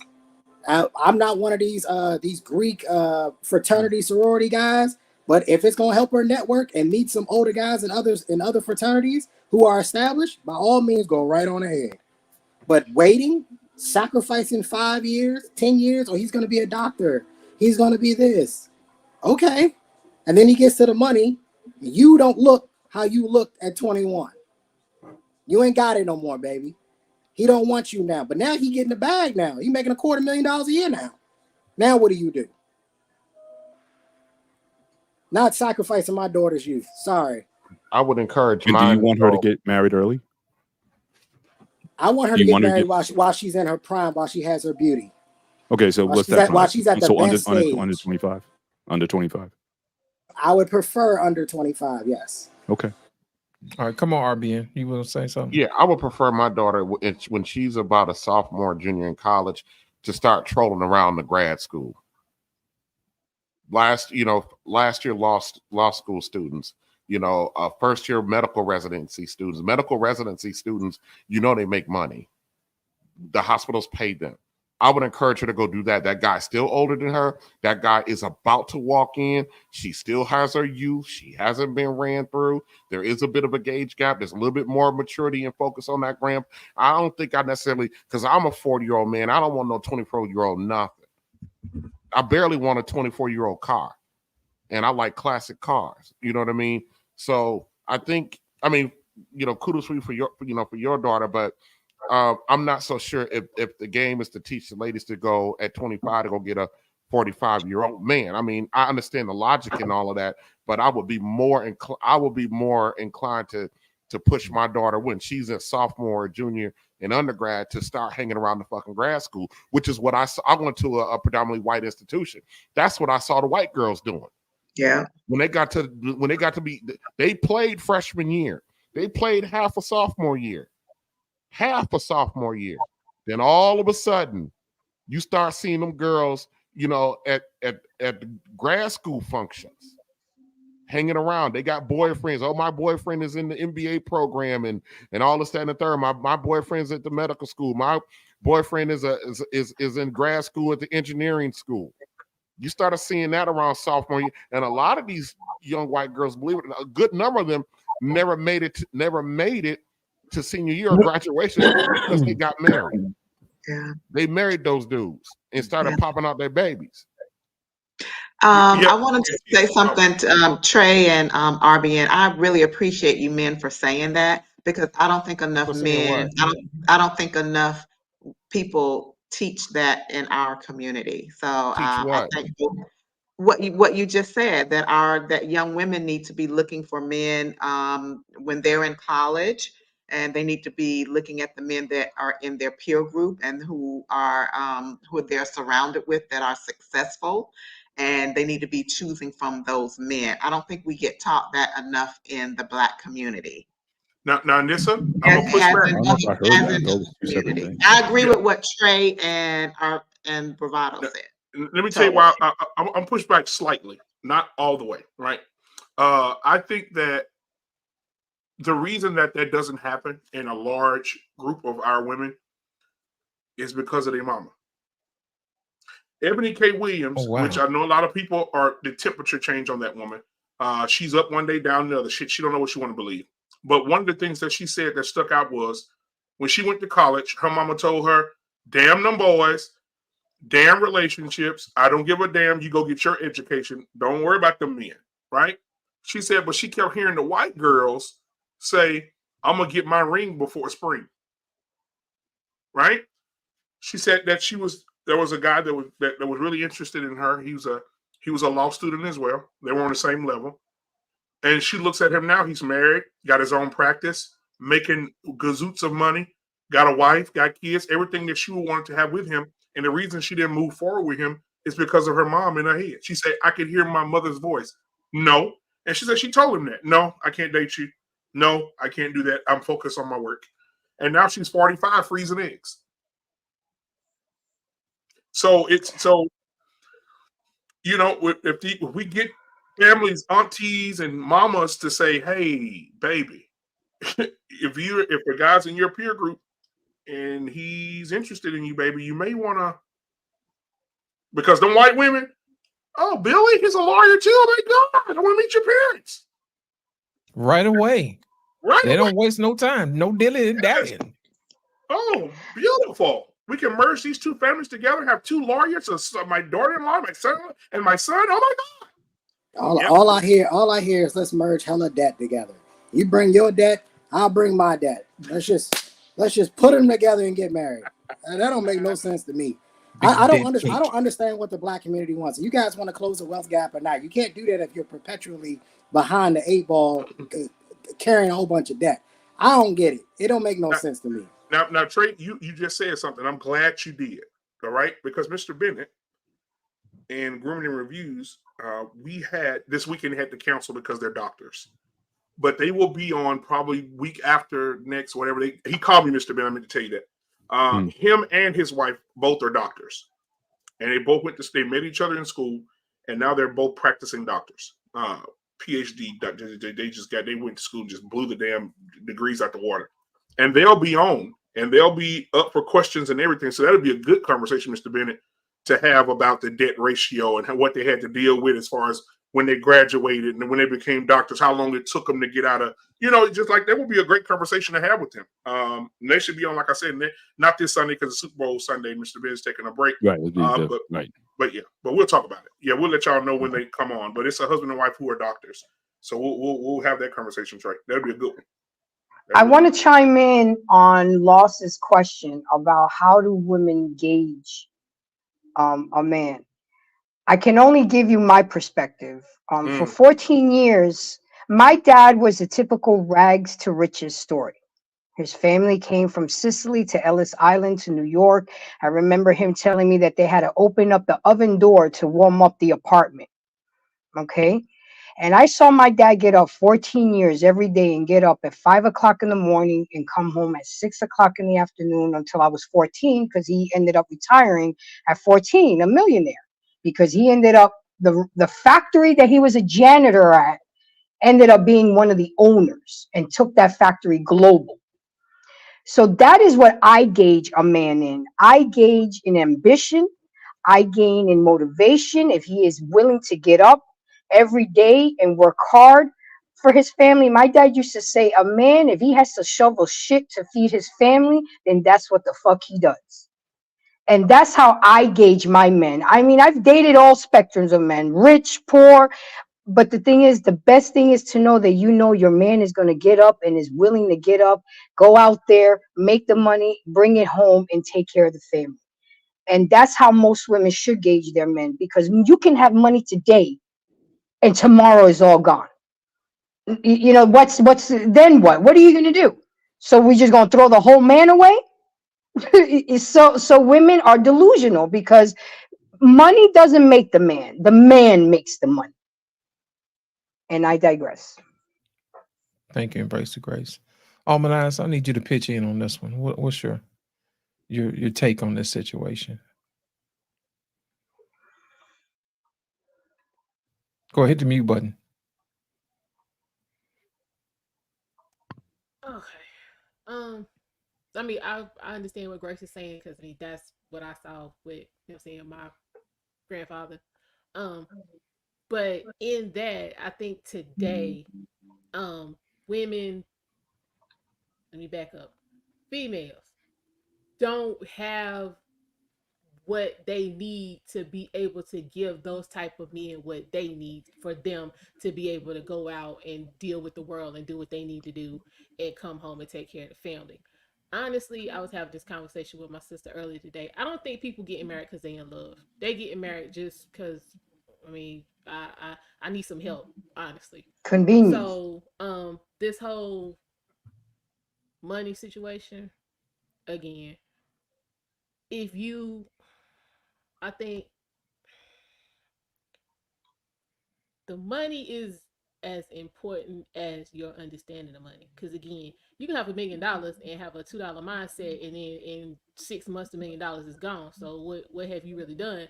Or you can start out with 2 people coming together and you got $200,000, and then you have a plan and you work it, and then 5 years later you might have $10 million. So I mean, it's definitely something to be said for having basic common sense and finding somebody who is of like mind, that has a plan that you can get with, and y'all do what y'all need to do. Because everybody's not gonna find a millionaire, that's gonna deal with them exclusively the way that women want men to be with them. So I mean, you got to figure out how to get it for yourself. Find somebody who's trying to get it, and y'all come together and work the plan. That's amazing, because I'm looking at 2 different situations from 2 different systems and getting 2 different outcomes. I'm hearing the fellas saying, use your youth to find your man as quickly as you can. But I'm also hearing the women say, hey, make sure that you're able to provide something to this man of value My question is which one is right? Both of them are right. Both of them. There's more than one way to skin a cat. There's more than one way to skin a cat. That's why I didn't argue. I didn't argue with what Trey said because it's not untrue. But listen, I was one of those guys who was at 25. I was an engineer at 24, and I had my future ahead of me, right? And my wife recognized that. She didn't have to choose me. I wasn't at the finish line, but she didn't shit on me because I wasn't rich already. You know, so if a woman is being geared to do that, that's fine. You know, but there's probably more guys like me than those guys at the finish line. You're trying to have your woman, your daughter, fine. But if she's looking for it, maybe she'll be lucky. Maybe she'll be blessed. But there's more people who make it up from a starting point than who is already at the finish line. Because my wife's life has been bliss because of my stupid ass. You know, and I wasn't rich when she met me. You know, so she don't have wrinkles on her head because of that shit. You know, so anyway, so there's more than one way to skin a cat. I'm not trying to say one wrong or the other. You need to be some both. Maybe one daughter might find a guy to finish line, and another one builds with the other guy. Hey, Loss, this boils down to risk tolerance. At how much risk is a woman willing to take? If she's going to wait around, she's going to take risks. When I decided to invest in the IPO Tesla, I had no idea where this thing was going. It was a risk tolerance. And I had far more risk tolerance than most guys because when Tesla started to fall, most people pulled out. I didn't. I stayed in that stock. I held that stock for over 10 years. And it worked out really well for me because my risk tolerance is different. There are some women who are perfectly okay with being with a man. I got a cousin that was with her dude for 10 years. They had 2 kids, bought a house before they got married. The risk tolerance is different. However, this woman that we just watched the video on, her risk tolerance is different. She's not willing to stick it out. But this idea that as a man, you don't have to get to the bag. Listen, the moment you graduate high school, even it should have started before high school because I had a job in my junior and senior year. I lied to Blockbuster and told them I was older than what I was so I could work. This idea that as a man, we're not talking about getting to the money is crazy to me. At 24, I shouldn't have got no women. I wasn't making no money in the military. I was broke. I shouldn't have had no women. And women have to start looking at these men and telling them, you aren't where you're supposed to be for me. And if you're willing to take this risk and take on this potential thing, you have to understand that the consequences are much more severe for you than they are for him in the long run. Because if it doesn't work out, you have just gave up your youth and time, something you can never get back. We can never get back. I try to get all this money so that I can get what? Control of my time. It wasn't about the lifestyle. I just want to be in control of my time. I got tired of people telling me when I had to ask permission as a police officer to use the bathroom, y'all. I had to ask permission to use the bathroom. I got tired of it. So why are we doing all of this? As a man, your number one focus and priority until you get stable should be getting money. That's it. That's all. Then once you get the money, then you can go get the family. Then you can go do all this other stuff. But we live in a day and time, and it's probably because most of them come from single moms, that they were being told that it's about following your passion and you should be able to go no, get a skill, get a trade. If you're going to college for science, technology, engineering, and math, fine. Get it, get to the money, get established, get stable, then go build your family. There's steps to this process. And a lot of guys, if you're like me, we fuck this process up. And we're paying the price. I pay the price every month. I guarantee you I pay the price every month because I fucked this process up. And we're not teaching the young men how to do this properly. Number one, money. Then you can get to everything else. Appreciate it. RBN, Are we only talking about for the upper echelon here? Because again, if we're talking about 10%, we got men across the spectrum. No, I'm saying if 10% of men are making 100K or whatever, if the women are like, go after the guys who have the money, you have all these women. Most women are not going to get these upper echelon men, so they're going to have to come to a point to say, what's the best I can get. I mean, if you're, like you said, if you're 8, 9, or 10, you can play in those arenas where these high earning men are, right? But there's not a lot of them. And I would encourage men we need to be more. You need to raise the bar from 10% to 15 or whatever it is. But most guys are not in that category. So most people are average. So that it seems like what you're saying, Trey, again, I'm not disagreeing with it theoretically, but most people are average at best. So what do those people do? And that's the majority of people. That's the bell curve. How about we just stop trying to be average? How about we try to be something better? How about try to be something better than average? How about we stop settling for mediocrity in our Trey, community? hold on a minute, man. Hold on a minute. I'm not listening to people who hold on a fucking minute, man. I'm not listening to people who are okay with mediocrity. We gotta stop this bullshit, man. If you're overweight, you're settling for mediocrity. If you don't read a book at least once a month, you're settling for mediocrity. I'm not listening to y'all. Like, I'm done with this. The black community has suffered for decades because motherfuckers are lazy and don't want to work. They don't want to put in the work. How are you single with no kids and you working less than 60 hours a week? Make it make sense to me. Trey, you out here with the same fucking mindset that some of these women got, and that is bullshit. This has nothing to do with the fucking let me women. finish, That's Trey. the problem. No, Trey, let me you're finish. You're not gonna make an incendiary comment like that and think I'm not gonna respond. Well, absolutely maybe not. me You want to finish call me a fucking woman? You want to say that I'm gonna come right back at you about this shit. No, fuck that. Stop telling these grown ass men to stop being weak. Get to the bag. Nothing else matters. I don't give a fuck what your age is. Nothing else matters. And motherfuckers like you who give them an excuse, that's the problem. We got grown men telling young boys, oh, don't worry about it. Don't worry about it. You got time. You got time. Most guys don't make millions of dollars until they're 50 years old. Blah, blah, blah, blah. No, your focus should be square. Stability. How the fuck you got a family and you ain't stable? This woman described an unstable man, 2 kids, $50 a month. Ridiculous. He shouldn't be dating nobody. She even said, I'll work with you. I'll work with you. Just drive a Pizza Hut at night. She was willing to work with this clown. He shouldn't be able to touch a woman. He should have to walk around like this. Don't even look at women. Only thing you can look at is a motherfucking job. That's it. Weak men. The women are empowered because the men are weak. Come on, RBN. No, I know. I won't because I want this motherfucker to get it all the way out. Because I'm the motherfucker over here.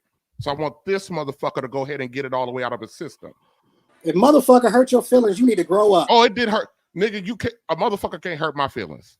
Great, then get off of it and make your point. If it didn't hurt your fucking feelings, get off of it and make your fucking point, motherfucker. Go ahead, motherfucker. Make your point then. If it didn't hurt your feelings. Get it out, Trey. Weak ass, soft ass niggas, man. And we giving this shit to the youngins. Get it out, why Trey. They can't get this shit figured out. Because the older niggas are soft.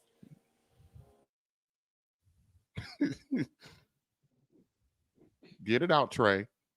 Exercise your demons, bruh. I did work my ass through engineering school. I don't know, man. That shit, man, being the only black guy in the department, I didn't feel that soft at the time, but now the Trey beat the shit out of me. Yeah, I'm soft as a motherfucker, man. Well, no, because Trey don't know what the fuck you're talking about. Because here's the thing. Back to his original point of saying that brothers need to be what I disagree with was talking about an average brother is somehow mediocrity. If every brother out here goes out and earns $100,000, guess what everybody becomes then? Average. Average does not necessarily mean that you're suffering in fucking mediocrity, Trey. You are a fucking police officer. That was not average. Even though your fucking pay was average, what the fuck you was doing as a man, what you decided to do, putting your life on the line, that shit wasn't fucking average. There are niggas out here doing the community building, and because they only make $60,000 or $70,000 a year, that don't make them somehow mediocre. So we sit up here, our women sit up here and shit on motherfuckers making $50,000, $60,000 a year when they're not attaching that to a goddamn trade, like a teacher, a firefighter, a police officer, electrician. Those motherfuckers are not fucking mediocre. They're not low-level dudes. While I agree with you that we need to earn as much capital as we can, we got to be fucking careful about the fact that we're just saying that average is somehow weak or somehow beneath or not making the mark. Average is not that. You got at least one woman on the panel whose husband makes average fucking money, and she calls him a king because he is. And I'm not telling no young motherfucker to sit around on his ass and be in his mama's house until you're 40 fucking years old. So we're gonna have these goddamn conversations. Let's be careful how we talk. And ain't nothing weak about that, motherfucker. If you're, let me say this: as a police officer, I never made more than $75,000. Never. That my base salary when I joined. My base salary when I joined the police department was $55,000. And you weren't an average dude. What do you think? How much money do you think I made after taxes, Medicare, and I have a child? I understand. How much money all of you that. think I had? I No, you know what understand I that, did. Trey. You know what I did that wasn't average? I sat my motherfucking ass down on Fridays and Saturday nights, and I read books like Rich Dad, Poor Dad. I read books so I could learn. You got a bunch of young motherfuckers out here that are lazy and are partying on weekends. And the reason why they're doing it is because grown men are telling them, you got time. And this isn't average. Yes, motherfucker, $40,000, $50,000 is average. And as far as I'm concerned, your average ass can't date my fucking daughter. Don't bring your average ass around my family, because I don't want it. I want the best for my child. And no one is saying that. And your $50,000 a year ass ain't the best. Making $70K a year, man, that is some good brother shit. Not everybody, and just because a motherfucker can't earn what I earn or get what you get, that don't make those brothers less than. It takes Stop making excuses for weak niggas. Stop making excuses for them. So your fellow police officer brethren that you left behind, you saying all of them motherfuckers are weak niggas. I'm saying if they not getting to the bag outside, you are. We're done. Okay, Trey, that's being fine. Crazy tonight. I'll answer the question though. Trey, if they aren't getting to the bag, which most of them are, by the way, because most of the police officers have second jobs. They have part-time jobs. They are real estate agents. They're real estate investors. That's the part y'all don't know about a lot of these officers. They have extra jobs on the side to make more money. They are getting to the work. I know guys that will go work 10, 12-hour shifts and then go work another 10-hour shift doing security for an apartment building, getting to the money. Tired as hell. We taking turns sleeping on duty because they tired. The fact of the matter is you got a bunch of young motherfuckers out here. If you're working less than 60 hours a week and you ain't got no kids, you are fucking pathetic. Get to the bag. Get to work. I don't understand how you are under 30 with no kids and you working 30 hours a week. That's ridiculous. I don't think you're hearing, Trey. I don't think you can hear it. I don't think you're hearing. Because no one is saying that if you are a fella with no children and you are in your 20s to early 30s, that you shouldn't be doing a lot more for yourself other than just sitting around wasting time. No one is disagreeing with you on that. But let's not sit there and pretend like a guy who chose to do what you left for a living, for a career, that somehow that guy is weak, or a guy that's got to go teach your daughter in the school system that motherfucker is weak. If that's all he's doing, he's weak. No, that is not weak, Trey. If $44,000, if $50,000 is enough for him, that shit is weak. If you think a fucking teacher, I'm saying, listen, I'm saying you can clip it, black man. Clip it. If you're a black man and you are comfortable with making $50,000 a year, you are a weak ass, punk ass motherfucker. You need to get to the money. I'm saying it. You can come for me. I don't care. I'm telling you, you're weak as fuck. $50,000 is not enough. And especially when you live in the United States of America with all this opportunity here. I said this before. If you're a 40-year-old man and you don't have a net worth of $250,000, you are a punk ass, weak ass motherfucker. What are you doing? Trey, there are brothers out here who are the guy that came out to do some work on my the guy that came out to do work on my house today. This dude, he probably, because he's a self-proprietary business, he probably grosses about 110 based on rough estimates, but after taxes, he's clearing 50 a year. He's not a weak man. A weak man is the man who won't get up and do nothing. The weak man who won't get up and go do the extra stuff. A weak man is not a man who decides to become an educator or decides to become an electrician or engineer or anything like this. That is not a weak man, Trey. A dollar amount does not make a man weak. What makes him weak is what he does. And that's why the black community is behind. That's exactly why the black community is behind. This is why other communities, this is why politicians will continue to keep shitting on us. If that's the case, they will never stop because we got motherfuckers saying 50,000 is enough. Okay, 50,000 is enough. Trey, I'm going to concede. It's okay. I'm going to concede the point to you. So if that's the reason why our community is weak, I'm going to concede the point to you.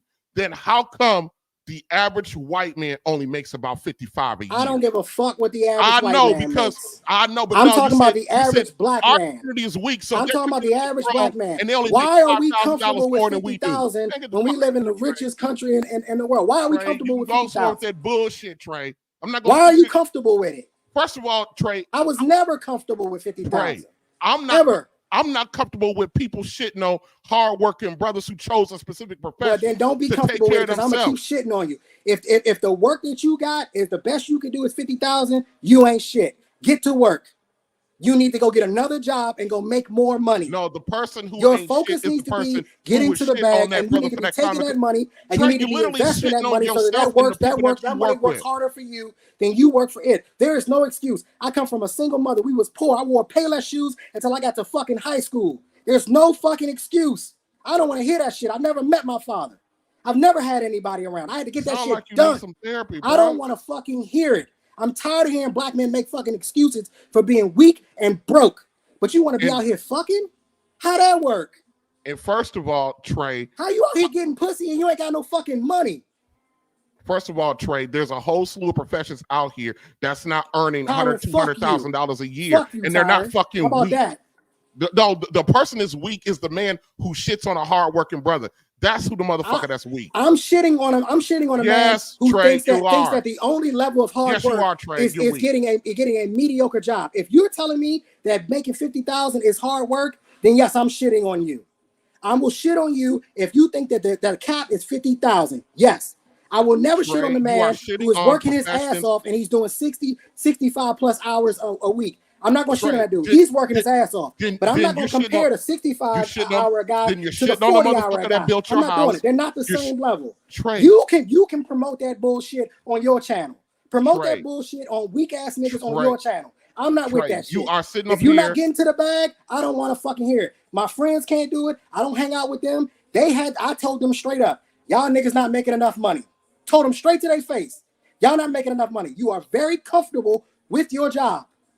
Now, each and every one of them has their own real estate property. And you know what they said to me? You was right, Trey. We was being lazy. I didn't want to get to the work. I didn't want to read the books. I didn't want to educate myself. I'm glad that you said something to us, Trey, because had you not, I wouldn't have strived to be better. And all of them are married and have kids. And their kids are better off for it. Trey. Weak shit. Trey, the man who's responsible for your electricity in your house is weak. The man who fucking built your house is weak. The man for the plumbing that's coming through your house is weak. The fucking maintenance guy that you call for repairs is weak. The dude that got to replace your roof is weak. The fucking police officer that got to come protect your daughter. I work with them. Weak as fuck. And guess if he what, only Trey? making 50,000 a year, you know the reason why I wasn't a state trooper? Trey, you know what reason why I wasn't a state trooper? Shut the fuck up and let somebody talk. No, I'm not shutting the fuck up. Yeah, well, you need to shut the fuck up, man, because you know the reason why I wasn't a state trooper? I wasn't a state trooper because they only made $40,000 a year. So I was like, nah, I can't work here. Sorry, y'all don't make no fucking money. Nonsense. No, y'all weak motherfuckers who keep perpetuating the only weak motherfuckers the one that's up here that can't control himself and can't have an intellectual conversation. These motherfuckers, that's the weak motherfucker, Mr. I'll read a book a week. I'm not trying to have an intellectual conversation with your retarded ass. I don't give a fuck about that. The fact of the matter is that you don't want to tell black men to do better other than being average and being mediocre. But then you want to shit on the women though. Y'all quick to shit on the fucking women when y'all niggas ain't making no fucking money. I don't get that. That makes no sense. That lets me know right there That lets me know You right will there shit. that You your will shit on a woman in a heartbeat. that's bruh. what that You are lets me the know you are right one of there. the main Straight turning Right, Mr. that Horn nigga over shit here, on the man. fuck Look mouth. out. That's what he need to do. But you won't Look tell at these men to get off their fucking ass and go work. My man is Get going. the fuck out of here, My bro. man is getting it. No, he over there Get just the fuck running his out of fucking here. mouth, but he ain't saying Get the nothing. fuck out of here. These He just niggas running is his weak mouth. out He here. running his They mouth and weak. he ain't saying shit. Weak. And He niggas just like running you his fucking mouth perpetuate that and he ain't bullshit. saying shit. You That's what perpetuate the weak fuck ass Trey niggas, doing. which is why we got a whole fucking generation of weak niggas coming up behind us No, because we got nobody's a telling bunch them of weak to motherfuckers because stop they don't know how to focusing shut on the fuck up pussy like and you. get to the fucking work. These They don't know how to motherfuckers shut the can't fuck up build like nothing. you, Trey. They can't cut grass. They can't do shit. They can't change the oil. They can't change the tire. They can't do shit. These motherfuckers can't do 3 times 3 times 3. These motherfuckers can't name 3 countries. They can't do a motherfucking thing because weak niggas like you won't tell them the truth. You motherfuckers are retarded and you won't get to work. And their But hey, lies. mediocre's okay though. But It's their okay to be lies. mediocre. But their It's all right. It's Trey, okay to be average. Trey. Fuck Are out you of here. gonna I'm done, man. I'm done talking to no, average ass no, niggas. you are All right, not. You are average. not From done. now You are on, I'm not calling done you real because you won't average shut the network. fuck up long You're enough the to real be done. average network from now on. You won't shut the fuck up long enough to be done. First of all, go ahead, average. Get it out. No, fuck you, bitch. I get it. Fuck you, man. The only thing this motherfucker can average. talk Get it about, out. Spit it out, average. the only thing this motherfucker can talk about, and let me tell you something, Trey. There's no shame in being when you are a hardworking brother. And second of all, if you actually knew where I stood about holding men accountable, you wouldn't run your fucking mouth like that. If you actually understood where I stood about holding men accountable, if you actually paid attention to anything I've ever said on my channel, it's never not about not holding men accountable to their shit. I'm one of the first motherfuckers to come out in full-throatedly talk about black men not being accountable to the fact that they won't acknowledge that their mamas are a bunch of fucking hoes. And I'm one of the first ones to talk about how weak men are because they won't stand up to their goddamn women. Don't talk to me about that when you don't know. When you don't fucking know, when you just want to sit over there and run your fucking mouth and shit on hard-working brothers. The blue-collar everyday brother ain't a weak motherfucker. The motherfucker who shits on them, they're the weak motherfuckers. We got real weak men in our fucking community, and you want to sit around and talk about a teacher or a police officer or engineer or a plumber or a man like my father who's a diesel mechanic is fucking weak. No, the nigga who talks shit about them is weak. Get the fuck out of here. Ain't nobody ever said that men should not never get no more money. But sit there and knock on a motherfucker profession just because you don't approve of it? Man, go kick rocks. Man, go fucking delete yourself over that bullshit.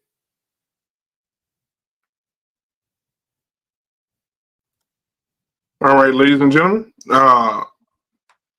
They got it out. By the way, nigga, don't get sick and come to the hospital because this average ass nigga's gonna be the one that have to save your goddamn life.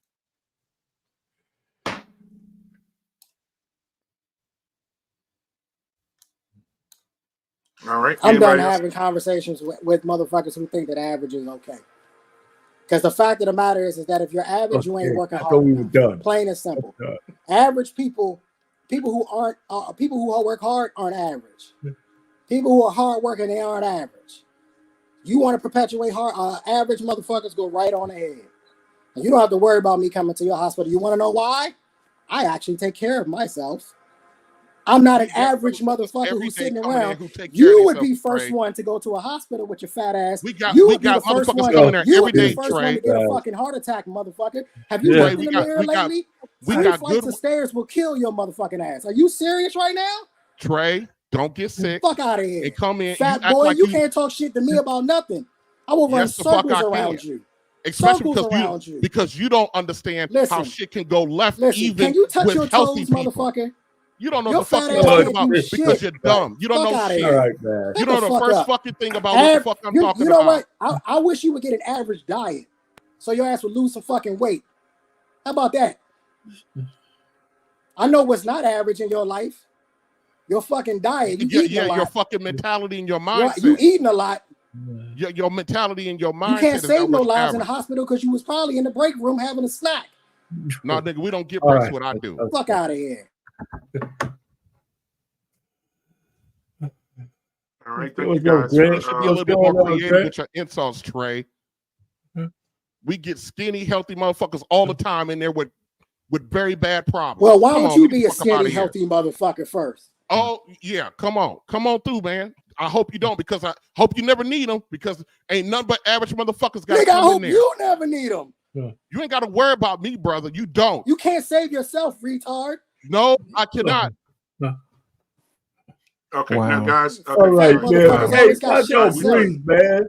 we done. Let's go. You Let's average, go. Black man. motherfucker, and you comfortable Hold on, with it. Trey. That's why you Hold on. fighting We so done got hard for comfortable Trey, the I'll calling let each y'all. other You names now. fighting so Yeah, hard for man. the shit because Yeah, you Come on, want It's to. time to y'all. move on, And you man. want to it's time- keep let's being one move of them. I on. don't Let's move understand on. why. Y'all motherfuckers do not want to get better. I can't be around shit like this. Then go away, Trey. I can't be around motherfuckers who think average Then is go okay. away. It's not okay. You young Go motherfuckers who away, listen, sweetheart. average is not okay. Go ahead, It's not sunshine. Go okay. away. You can go Keep away, listening sunshine. to motherfuckers who telling you promoting average. Keep listening to them. Ain't nobody promoting average, Trey. Your You fat talking ass about is absolutely you promoting talking average. about You're not even above average in your own fucking life. I can look at you and tell you fat motherfucker, you not above average. you know Okay. it's You don't put everybody in no fucking everybody work. is You a become tough Tony above behind average the and then come back keyboard. and fucking talk. Everybody We You got 10 lazy seconds. Hold on, motherfucker. Trey. keyboard. When's the We last got time you 10 ever done seconds. anything to help your own And we're fucking finna health? start Stop, shutting man. mics Come off. on. Fuck Hit outta the here, man. controls, Everybody's man. a Let's fucking go. tough Tony behind the Let's move goddamn on. keyboard. Let's move Everybody's on. fucking tough Even Tony if behind the I, goddamn keyboard. motherfucker, you Ah, can't last more than a minute, your fat ass will run out of breath. You You want are to you Okay, sure fight? about that, That's what you want to Trey? do? Okay, hold on. You You want want to to put put on that to the gloves? test? Good Grant. You don't do God. shit physical, God. motherfucker. You You want to eat put that good. to Hold on, guys. Trey? Hold You on, want to guys. put that to the Hold on. test? Hold on. The most physical thing you do every day is eat Trey. food. And Trey, you hold want on, to Trey. fight me? You want to put that to Hold the on, Good Trey. test? luck, motherfucker. God, Hold on, I'll Trey. knock put you Hold that on, out. to the Trey. I'll knock test? you out in the first fucking God. Hold round. on, Trey. Your Trey, heavy hold on, ass Trey. carrying all No. that fucking fat. Let the Talking about you child want to go. fight. This is Oh, huffing and puffing ass niggas. Man, shut up. Y'all, hold on. We got to get some order in here. All right, y'all had it, man. Y'all went at it. Okay, cool. Hello, Hopefully Grant. one day y'all can hug and kiss it out. Grant is in the building tonight, man. And thank you for being here. Before Grant goes, though, I want to get everybody else in here their thoughts on what you just heard, or if you want to add anything to what was said in the last I'm gonna say 5 minutes. But prior to those 5 minutes, take heed. What do you have? What do you want to say? Wow. I just want to say wow first. And then I want to say that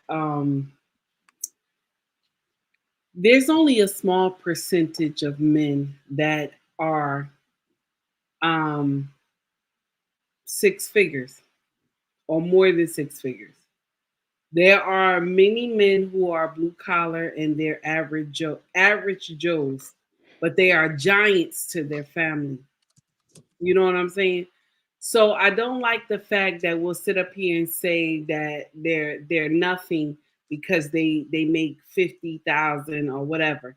And I'm gonna share something with you. This is the mindset of some of our women, and for them thinking like this, that they need a man that's making six figures, that they need a man making a certain amount of money, they're gonna miss their blessing. There's a lot of women right now that have that mindset that is my age now, wish that they would have took the man who made less and build a dynasty with him. Now, I'm not saying that the man, because he make a certain amount, that he shouldn't strive for something greater, because my king, he works at the post office. He works at the post office, but we have a family business. You know what I'm saying? So I agree with Trey in some aspects of, yes, you should add more, but I don't think that a man who goes to work every day and work his ass off is an average man, that he don't deserve anything. I don't believe that. If you go to work every day and you strive to take care of your family, when your back, when your feet, when your head hurt, everything hurt, and you still going to work, my brother, I tip my hat off to you. I can't sit up here and say, oh, because he's a police officer, the fire department, garbage man, that he ain't shit. No, you ain't gonna hear me say that. I'm gonna congratulate him and tell him, brother, keep doing what you gotta do. Because the same people that we want these men to make all this money, the women want them to make all this money, but some of the women don't even qualify for these men. Some of these women only bring home like 20K, 30K, and you want somebody to make 6 figures. You have never seen this type of money before. So I mean, I agree with Trey on the aspect of we should work a little harder. Okay, but when you sit up here and say that a man who makes 50K is not enough, that's not fair. That's not fair. I don't believe that. I could never believe that. It's 40 hours a week hard working. He doesn't give a fuck. Take heed that it's 40 hours a week. $50,000 it's 40 hours a week hard working. Take heed. According to him, it's 40 hours a week. Guys like your husband and my father, that they're weak fucking men. That he doesn't care that it's not if fair. They work that's what he's broken at. If they work 40 hours a week and that's the best that they could do, that shit is weak. It's 40 hours a week hard work. This is why he's broken. It's 40 hours a week hard work. Take heed. Trey, what kind of work is the man doing though? It doesn't matter. It's 40 hours a week hard work. Yes, it is. 40 hours a week is average because everybody works 40 hours a week. It's average. It's mediocre. I'm not going to. All jobs ain't the same. What are we talking about? All jobs ain't the same. When y'all was talking, I let y'all. So if he has a job and it's 40 hours a week and all he can do is max out 40 hours a week. Let her get it out, Trey. Hold on, Trey. She's trying to tell you something. Go ahead, Trey. I let you speak. I'm saying that this is the wrong mindset in our culture to think this. I'm just saying it because our young women. But being mediocre is okay. Come on now, be respectful. I didn't cut you off. I'm saying that we should not get out here and give our girls false hope because a lot of our brothers are not bringing home 6 figures. And this is why we get up here on social media platforms and disgrace our men. I'm not sitting up here telling you he should only make a certain amount of money. I'm not saying that. But when you get with a man that's making this amount of money and y'all combine together, you become a force. That's all I'm saying. It's teamwork. But I mean that sounds real feminist to me. You're gonna have your opinion, I'm gonna have mine. But what I'm going to teach, do me a favor. Don't bring y'all average ass sons around my daughter. Please. No. It ain't gonna. No. It's not gonna fly. No. It ain't gonna fly. Let me share something with you. We can do this all day. Trey, let me share something with you, baby. Your daughter, for the way that you teach her, I pray she don't miss out. The way that you teach her in your mindset, I pray she don't miss out. Because a lot of women, she would miss out on an average man. Miss an opportunity. A lot of women today miss the opportunity of having a good man because they worried about how much money he bring home, or if he's a fireman, or if he's a police officer. You don't make enough. I can't be with you, and you will miss out on your blessing. I always tell women that. Always tell them that. Because sometimes they just read the outer shell of the man and not read what's inside, and they will miss the blessing. That's just my take on it. Can I ask you a question? If you read the outer shell of a man and you know that this man is hardworking and dedicated to his craft and is willing to do and sacrifice what other men are not willing to do, what does that say about that man? The man who's willing to work 60 hours a week while all of his colleagues and all the people he works around, they're working 40. What does that say about that man? No, Trey, you got the whole thing confused. No. You just made the point that you don't want my daughter to miss her. You don't want her to miss her blessing. You want her to take notice of the man, right? The character of the man. I'm asking you, a man who works hard and is willing to outwork his competitors and his colleagues. What does that say about that man? Trey, you just mixed up everything I just said. When if he's doing 60 hours a week, right? That doesn't make him anything. How can I explain this? It's a blessing if he can work 60 hours. That's good. There's nothing wrong with that. But the man who works 40 hours is still good as well. It doesn't make sense. Why are we arguing back and forth with the same thing? He's working. He's working. He's trying to provide for his family. Who's working harder, the 60-hour-a-week man or the 40-hour-a-week man? The 60-hour-a-week man could just be there doing bullshit. He's just there for 60 hours. Okay, I'm done. I'm just I'm done. saying. Y'all just making excuses at this point. The fact of the matter is, take heed. The man who's working 60 hours a week while everybody else is working 40 has a better character because he is willing to sacrifice and work harder than everybody else around him. That's just the truth. Trey, calm down. Calm down, Trey. Like this thought process we have. Why are we not telling men go to work and work harder than everybody else? You're not the only brother that tells men that. There are a lot of content creators that tell men they should work. They should go to work. They should do what they got to do to take care of their own. You're not the only one that's saying that. I don't know where you're getting that from. You're not the only content creator that tells men you got to be on your grind to have a woman. I'm not disagreeing with you, baby. I'm not.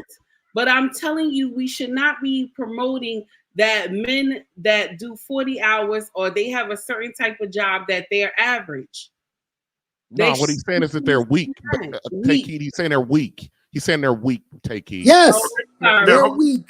That's what I was He's saying that they're weak. Yes, because the man that's working 60 hours is running circles around you.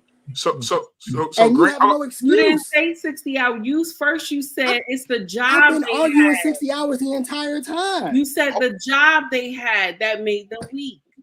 Because if that's all they can do, yes. Listen, I was a police officer. They gave me 40 hours a week. I was not content with that. So I had to go do other things. I worked overtime at Stadium Nightclub. I had to go make more money. If you're telling me that you are comfortable with working your 40 hours a week, I don't give a damn what your career is. That's not good enough. Go get more money. Average Trey, is not Trey, okay. you saying the caveat to that is because I heard you say if a single man is working less than 40 hours a week, he weak. But what is your mindset on a man who has a wife and children? Should he extend himself to work the same amount of hours? Listen, I worked with a lot of guys. I worked with a lot of guys that had wives and kids, and they still managed to pump out at least 50. I watched them do it all the time. Now, granted, the support systems may be different depending on your wife, right? How she works, what the job is, and the kids and the age of the kids. I can understand all that, right? But I watched grown men who had families, married, and they were still able to get at least 50 hours. The fact of the matter is that if you're doing what everybody else is doing, that would be average, and that's not okay. We got to stop. We got to stop pushing that in this community and saying, "Well, it's okay. It's just working 40 hours like everybody else is." Black Man Unfiltered. We're TJ, not disagreeing. Yeah. One second, TJ. I'm gonna let you get it. Hold it right there though, because Grant came in. Thank you for being here tonight. Grant wanted to respond to what he was hearing you and Trey talk about, and then you could respond back after Grant. Grant, go ahead. Yeah. I think obviously, I don't think either Trey or RBN are incorrect. I think the temperature of the room got a little bit hotter than I think possibly necessary. I think if Trey, I would say for Trey, if he wants his daughter to be with a certain cohort of men, I have no problems with that. I think we've tried to come down on one archetype of person, and then we argue over if everyone's going to be that archetype. Now, I will disagree with Trey in saying that working over 40 is reflective of someone's quality as a human being, etc. I think that's a little more nuanced. I think for life, I think we could admit that some people work 40 hours and do relatively well. Correct. And I think we could also agree that some people work 80 hours and still produce nothing. And so the hours or some that may not be quite the example we could use, but I also think that everyone should have the right or the ability to sort of frame the world that they want their kids to be in, and I don't see any problems with that. And I think we shouldn't argue over that position.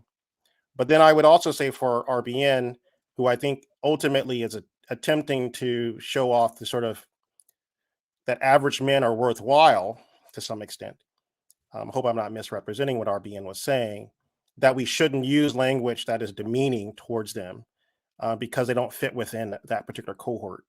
I do think part of encouraging young men to think differently about themselves in the context of with dating or context of just being a good human or a good citizen, it requires us to be a little bit more thoughtful and nuanced, correct? Because we want to create young men who are thoughtful and nuanced. Because it requires you to be thoughtful, caring, hardworking, to be a good parent, to be a good citizen, to be a good everything.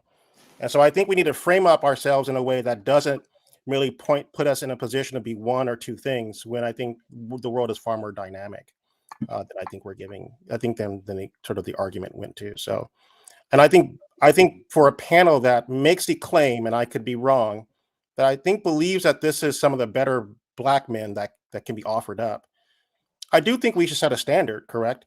How we communicate with each other, how we articulate a position, how we're able to deal with situations that become emotional. So how do we set those standards for the young men that we claim that we're trying to help? And I do think that would be the only sort of area where I would sort of have a contention. But again, I'm not here to police anyone's behavior. I'm just pointing out what I believe are sort of my opinions on sort of how we interact. Yeah, I don't do that gentle parenting bullshit. Well, I was supposed to be next, but thank you. Let's spit it out, Average. Let's go. Trey, go fuck yourself, Trey. You can do that. You can go. You can go straight up and fuck yourself, dude. What I was gonna say is, I still wouldn't be average even if I did that. Go ahead. What I was gonna say was, come on, bro. Let the man get it out. No, he talking shit because he can't get touched right now. That's all that is. Motherfucker, you couldn't touch me anyway. Oh my! Hey, come back. Look, No. Don't take sides because that's your boy, Black man. What you say? Your man is the one talking violence. I'm not the one talking violence. No, I ain't taking no sides. I said TJ and Trey. I said because his fat ass is frustrated because I keep calling him average. He's average as fuck. I don't care about being average. That's the thing. Trey. Let me get to my point before. I'm not defending them, Trey. I said TJ and Trey. Yeah, Black Man Unfiltered. Let me get to my point before the sister goes off again. But truth be told, and I still wouldn't be an average sister. Truth be told, within the context of what we're discussing, not the personal fucking jabs we're going back and forth, but in the context of what we're actually discussing, I don't believe me and Trey are that fucking far apart on what we believe. We are in weight. And what we believe. I actually believe. Stop. He can't help himself. He's a child. You can't help himself. And I wouldn't be an average child either. Average. Come on, man. Split it out. You doing all this talking and get to the point. I believe Trey and I are on. I think we're not that far apart. I believe we both believe that we want Black men to be pushed to the best standard that they have. Where we differ at is what that looks like. I'm all about holding brothers accountable for their shit.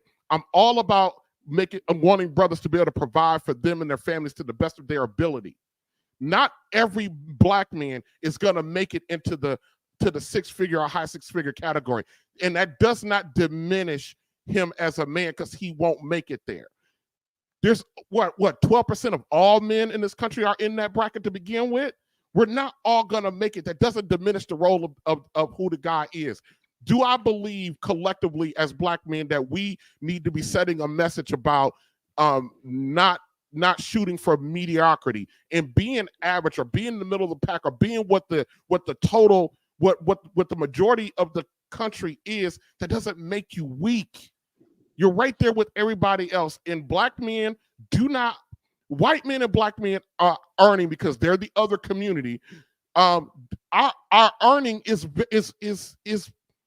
they're not that far apart. It's like $6,000 to $8,000 separation in money.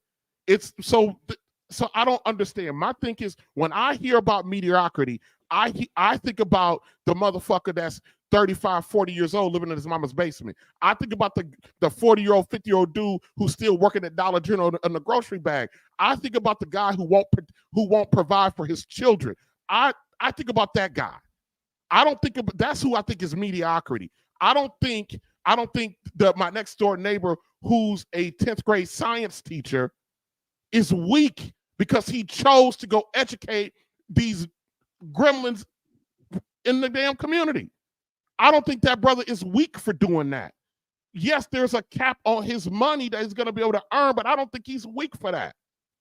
And so that's why I say, well, we got to be careful about how we label things and what we call weak. No, you got to be careful. I don't got to be shit. You ain't got to. I don't give a fuck what your job title is. If your salary is $50,000 a year and you're settling for that, working 40 hours, your shit is weak. Plain and simple. That's your opinion. And I'm not moving off that. And you don't get have another to, job. You don't and have go to work move harder. off of that You trade. know, Kobe Bryant once said, "I work harder than all you motherfuckers in practice. I'm not passing you the fucking ball because I know that you're not working as hard as I am. You ain't. I'm not paying. I'm not dealing. I'm not dealing with motherfuckers who are not willing to put in the same amount of work. You know why a lot of these channels, why some are better than others? Because it's the work ethic. A lot of these channels on YouTube, the work ethic is different. Some people are working much harder at this YouTube thing than others are, but then want to complain because they're not getting the same benefits. No, motherfucker, you aren't working as hard. Plain and simple. I don't blame the narrative. I don't disagree with the narrative that if you are single and childless and that you should not be working more than 40 hours a week. I don't disagree with that, not one bit. I don't disagree with that, not one bit. I don't disagree with a married man working 60 hours a week or whatever the case may be to take care of his family. You do what you got to do to take care of your family. When I was on an earlier podcast with a young lady called the Mortgage Boss, we were talking about sacrifice.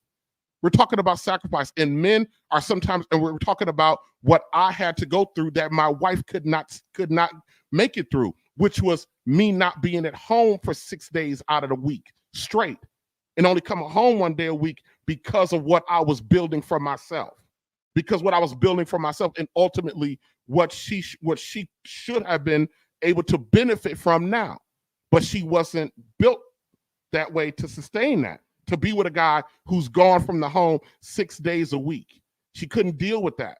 So we got to be careful on how we talk and how we do this shit. And that doesn't, just because we want to be careful with it, that doesn't mean we don't hold men to an account for their shit. And it doesn't mean that we don't encourage them to strive to be the best that they can be in their chosen field. Everything is, the Bible talks about it in great detail, talking about the love of money is the root of all evil. You know, we have moved into a phase of life where we are blindly obsessed with money. Money equals your value as a human being. And I'm just rejecting that shit outright. And I'm not going to sit here and do me a favor. Don't invite me to the average cookout. I don't want to be around a bunch of people who think that average is okay. Don't invite me to anything. I can never be around motherfuckers who think like you. I can't do it. I know that I will outwork you every day of the week because you think average is okay. You motherfuckers are trying to make it seem like that y'all saying we saying the same thing. We're not saying the same thing. I am not talking about an actual salary number. I never once said 100,000. I never once said that. I talked about hours worked. That's what I said. I never said everybody's gonna make $100,000. Never once said it. I'm talking about hours worked. Trey, let me ask you a question. You said you read Rich Dad, Poor Dad, right? Yes. I did too, right? What was the difference between the rich dad and his poor dad? Which one worked the most and which one worked the least? The poor dad worked the most. Okay. What's your point? The point is that you're arguing from the position where you said you invested your money. So your money makes you money, right? How did I get the money, Loss? Exactly. You worked. I had to work. Exactly. But at the same time, you're telling these other people, hey, if you're not working 60 hours a week all the time, you have less value. Right? No. Again, we're hearing what we want to hear. Well, let me ask you this to be clear. Then young men is very clear. No. Let me ask you this to be clear. You have no kids. Trey, let me ask you this to be clear. The last thing you should be doing is chasing women, and you should be working. And when you get to a stable point, which is the word I use a million times, you get to a stable point, then you can invest your money. I say all the time that your money should be working harder for you than you work for it. I never once said that you like. Trey, let me ask you a question. No. Let me ask you a question. I'm gonna let y'all have it. Apparently, average is okay. No. I didn't say that. I didn't say that. I'm not comfortable with that shit. I don't like doing average. I didn't I don't say want to that. be around average. Keep your average ass Trey. thoughts, mentality. Keep that shit far away from Trey, me. I'm not trying to Because I change don't your want mind. that shit. I'm not You trying try to to use change your rich dad, mind. poor dad, but that No, has nothing to I'm do not. with anything. No, I'm not. I'm asking for a point of reference because the question I need to ask you is this. Is the person who make the most money more valuable than the person who doesn't? It depends. I know we want to say, like, for instance, I would say that blue collar workers are more important and more valuable. I believe that blue collar workers are the backbone and the spine of the country. I'll be the first to say that, right? Okay. So in that particular case, but if you have a corporate job and you're a bean counter, your job is not as important as the CEO's. Okay, so You in can be that case, replaced. so in that case, it really depends on who's making the most money, has the most value. Is that correct? Depending on the industry, yes. Okay. There are OnlyFans models who make 7 figures. I'm not talking about women. But Why do you guys no, I'm talking about men. You guys want to bring women into this. This ain't got shit to do with the women. This has nothing to do with women. This has nothing to do with women. No. It's the same thing. You have to use It's what you not the got same thing because I have to never get what needed a you woman. want. I've never needed There a are salary. some men. I've never needed a woman for anything. Listen, there are some When men. I became an adult, I was on my own. I made my Trey. own money. I never needed a woman. Trey. Y'all motherfuckers talk about needing women to push you and be inspirational and motivational and all that bullshit. I No, don't what I'm need that saying, shit. Trey, is that in using your logic, the OnlyFans model would be I'm more talking valuable about men. than the blue collar yes. In that guy. particular case, male OnlyFans models who make more money are more valuable. Yes. This has nothing to do with women. There are It is a flawed argument that when I'm having a conversation about men, we want to bring women into the. Women have nothing to do with this. I'm just saying that logic that the person who makes the most money is more valuable was the original argument that was said, but that was never said. Who has more control over their time? The rich OnlyFans model person in or this the broke case, or the poor person? the OnlyFans model would. So the rich male OnlyFans model has more control over his time. I don't know any women. rich. If I you don't want to know talk any about rich women, go ahead. OnlyFans I'll step dudes. out. I'm not talking about women. I'm talking about men. I'm having a conversation about men. But and here's the question I asked you. Their inability to work hard and rather than going out and chasing pussy. Listen. The thing about it is hard work is relative. And I'm going to tell you why. We tell our men to go out work 60, 70, 80 hours a week. Okay. But at the same time, you got guys in other countries who make the clothes that you wear for way less. Now, my thing is this: you would be naked right now if everybody did the exact same thing. This is a Robert Reed Fantastic Four level. No, it's not. That's not a reach, bro. Wow. That's not a reach. Now we talking about men in third world countries that are working in sweatshops now. That's not a reach, but they're working hard though. Okay, hold on. To bring balance, Trey, the highest paid male on OnlyFans, I just looked it up, is Tiger. He makes $7.8 million a year on OnlyFans. So use the male version. The male, he makes $8 million a year on OnlyFans. If you and Tiger were standing outside of a club, who gets in first? Tiger. Why? Because he got that bread. Is it fair to say that Tiger would be able to do more things because he has more money, more influence than the man who makes $50,000 a year? But does he work more than 60 hours? Nope. I have no idea whether. Listen, you guys keep trying to put a number on this. I never put a number on this. I talked about hours worked. You guys said, well, I just said, does he work 60 hours? I don't know how often he works. I don't know. He's on twice a week. Okay, great. Thursday and Sunday. Great. Explicit content. So I guess they fucking or something. I don't know what they're doing. I don't know. I don't follow Tiger. I don't know. Yeah, I don't either. I just looked the shit up. I never knew the dude existed until you brought him up, but clearly he's doing something that's probably more valuable than somebody who works more than 60 hours. That's what he said. He said based upon the explicitness content of his, his prerogative. You understand what I'm saying? Okay. And it's crazy, like you guys always want to go to sex work.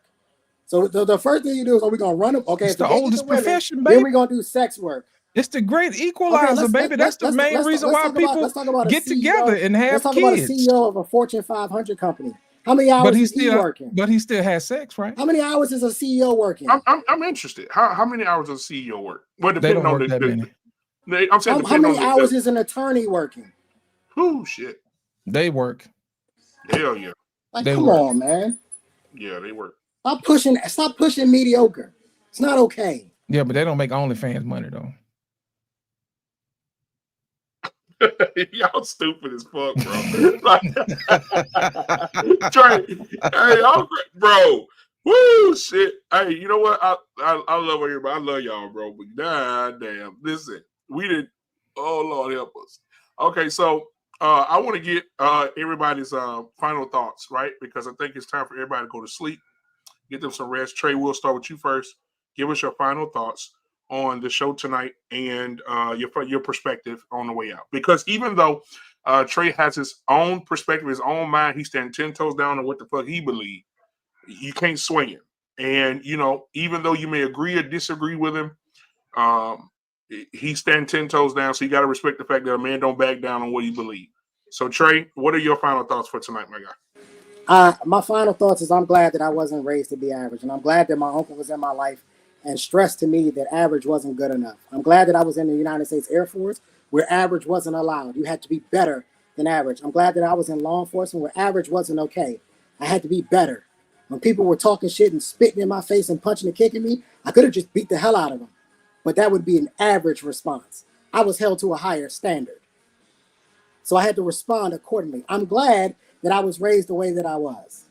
Because I don't believe in average. The fact of the matter is this young lady didn't want to be with a broke man. Good on her.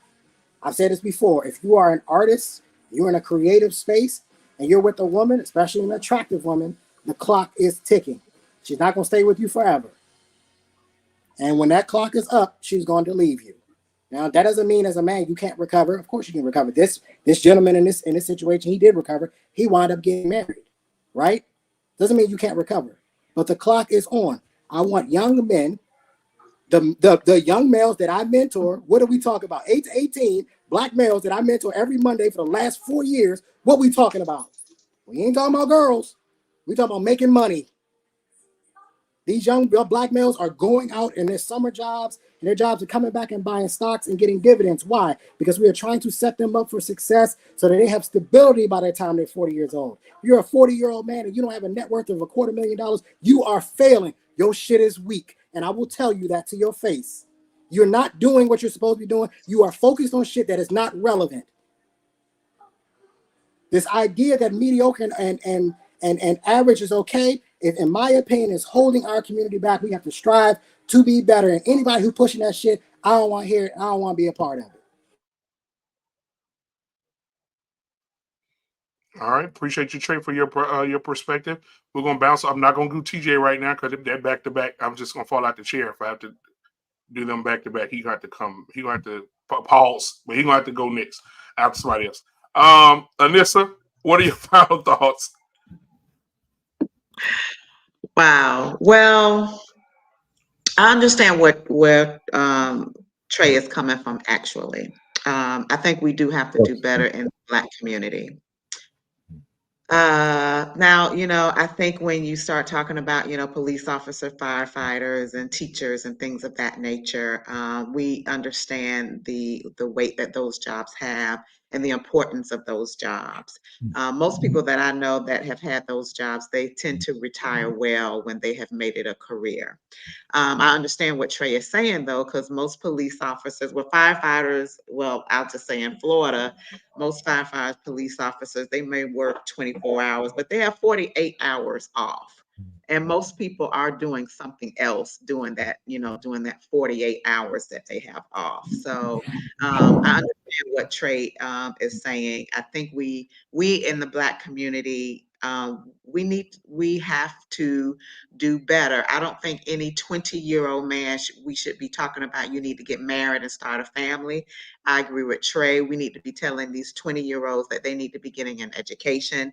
You need to be going to college. You need to be learning a trade. You need to be doing something so that you can become a solid individual and be able to take care of yourself and provide for a wife and family. You need to have something going before you want to marry someone's daughter. I strongly believe in that. But I do think we need to do better in the Black community, and we can do better in the Black community. We don't have to settle for what we're settling for. As far as the video is concerned, I think that young lady made the absolute right decision. No woman should be marrying a man who does not have a job, who does not bring in resources. I don't care what your dream is. Everyone might have a dream or a passion. You need to be gainfully employed, and you can work on that music or whatever it is on the side until it hits or whatever. But you need to be gainfully employed, and you need to be making money and bringing in resources. I don't think any woman should be marrying a man or involved with a man that does not have a job and that is not applying himself in that way. I think she made the right decision.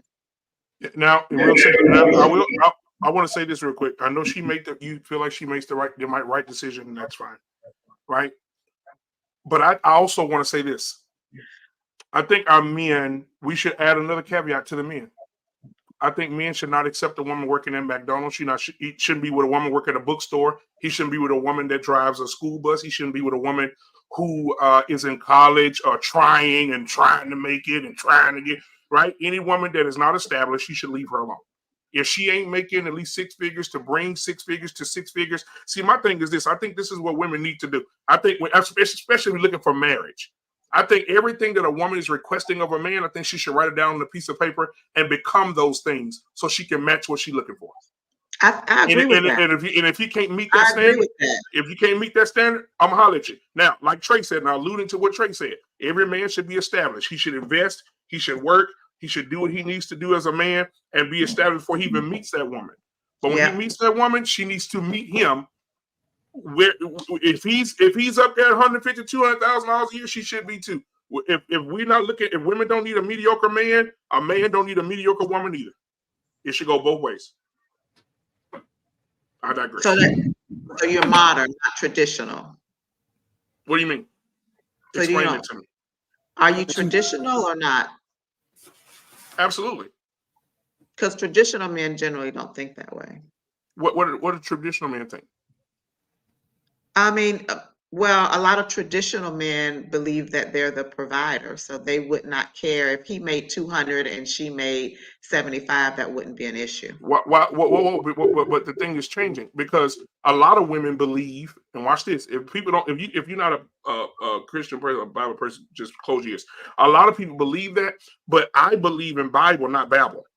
And anytime you go read the Bible, a lot of women have in their head, women aren't supposed to work. They're supposed to be in the house taking care of the kids. They're not supposed to do anything. That is nowhere in the Bible. If anybody out there right now, under the sound of my voice, can find that scripture, give it to me. No. I'm not talking to you. I'm talking to people in the chat. Okay. Anybody out there that can find that Bible verse that says that a woman's supposed to sit at home on her ass and do nothing, and man provides everything, I want you to send it to me, and I'll cash up you $500 right now. And while you're at it, can you find the Bible verse where it says that the woman has to match the man? It says she's supposed to be equally yoked. So she's got to make the same amount of money he makes. Pretty much. How can you be equally yoked if you make less money? So if he makes $3 million, she got to make $3 million. Yeah. That would have never worked in Bible days, and y'all know. We in modern times. It would have never worked in Bible days. Right. It wouldn't have worked in Bible days because women wouldn't afforded those type of things. Women had nothing. They were destitute unless they had a husband. So you can't apply. You can't say that applies today. Right now, Trey, I was speaking to the mindset of what the world is today. The world today says. And I'm telling you, these women I work. Listen, I know they watching right now, and I'm sorry, y'all, but I got to do it. These women I work with, they beg for men every day. Oh, I can't wait till God send me my husband. But look how you dress. You dress like Wolverine, right? Look how you carry yourself. You're not applying yourself. You're not making yourself available for a man to find you. You're making yourself available for a man to fuck you, right? Because a man sees two things when he sees you. I'm gonna hit that tonight. Oh, damn, she's interested. Let me adjust myself. A man's either gonna adjust himself or he's gonna try to adjust you. So my thing is, if you don't make yourself readily available for what you're looking for, then that's why you're gonna be single. And I've been knowing some of these women for 2-3 years, and they still got the same fucking story every day. God's gonna send him. No, he sent him. I'm like, take heed a month ago. Yeah, he already sent him. He gone. Shit, that's what I tell him. He gone. So I think that I don't think like what you said, Trey, is in these days and times, there are women that are working at McDonald's saying, "Would you like anything else on your hamburger?" And then they go home and get in front of a camera and say, "Yeah, he got to make $100,000 to even come and talk to me, to even breathe in my atmosphere. He has to make 100," and she's making $8.64 minimum wage in Texas. So that's what I'm saying. That's all I'm saying. That's it. Damn, boy. Whew, this was good tonight. Lord have mercy. Is that the real? Is that the real Auntie Jenny? Or is that another Auntie? I hope that's the real one. That's the real one. That's the real Auntie Jenny. Look at that. Yeah, that's the real one. 31 and 10. It goes into a woman finds a field, she buys it, she plows that field. She's like a merchant ship that comes from afar. She's the first one up in the morning. She's the last one to go to bed at night. She gets up in the morning, delegates everything to the children, what they should do around the house. She does everything around the house. Then she goes out and works with her hands and brings her money to her husband. And she buys land with her money. Right. Yeah, that's in there too. Yeah. Yep. You added. Yeah, that's in there. So I got confused and because in the Bible days, women did not make the kind of money that men made. So even though they worked, they still were nowhere near the level of men. That's why they absolutely needed to have husbands back in that day. So you can't say still do. In the Bible, women still need husbands. Well, Jenny, hold on. Auntie Jenny, in the Bible, women did make that. If they did make it, it wouldn't have been in there in the first place. So there is evidence that did happen. So why was it so important for women to be married then? Because if you were a widow, you didn't have sons and you didn't have a husband, you basically were destitute. You were on the street somewhere waiting for somebody to come. Anissa, hold on. We're missing something. We're missing a few words in there. You can't. The scripture says she goes out and buys a field. Right back in the day, how did they make their money? How did they make their money? With wheat and planting things. We're not debating that at all. Right. So she's planting something in the field, and people are buying the wheat. That's how she got her money. We're not debating that women work. That wasn't even the. That's not the debate. But that's not even what I was talking about. So what are you saying because I'm gonna go back to what you said. You said traditional. You said tradition. Hold on. You said you can go back to sleep. Look, they said. You said. I'm sorry, man. You said that men are traditional or they're modern. Traditional men did not. Even if you go, because a lot of women use this. Jesus Christ. I want me a Boaz because Boaz gave Ruth everything. When Boaz saw Ruth, he fell in love with her based on her work ethic. She was working when he found her. She was working. And he said, man, if that woman can work Did she have as much money as Boaz? She was working, ma'am. Did she have as much money as Boaz? No, she did not. She was working, ma'am. She did not. Boaz was wealthy. She did not have as much money as Boaz, but she was working. Jesus, can you send me Ruth's W-2, please, Jesus? I don't know how much he made.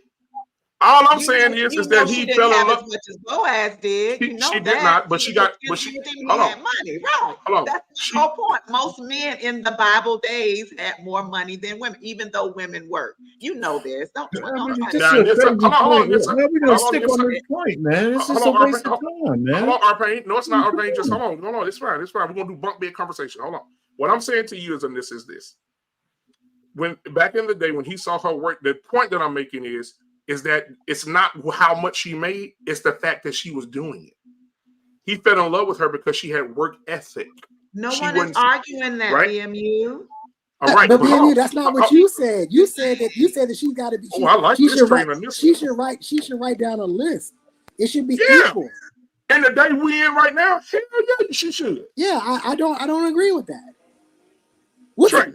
Hold on. Again, this is I never saw it until tonight. I see it clearly now. This is weird.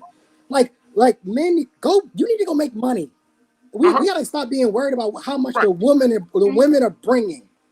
If she's working, she's bringing what she's bringing. It's fine. It is what it is. Right.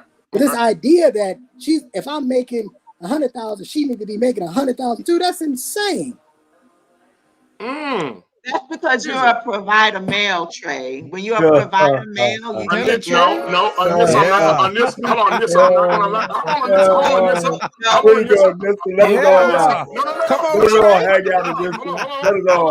Anissa, let me, because Anissa like to call out men that she Anissa, I'm about to shut that shit the fuck down. Because a few weeks ago, you know I'm a great clipper. I'll go back and clip your ass in 30 seconds. A few weeks ago, you set your ass up here and said, black women make 10 times more than men make. We're more educated. We make more money than black men. So if you're making more money than black men, then get your shit together. I can go clip you right now. And so I don't want to hear. I don't want to hear.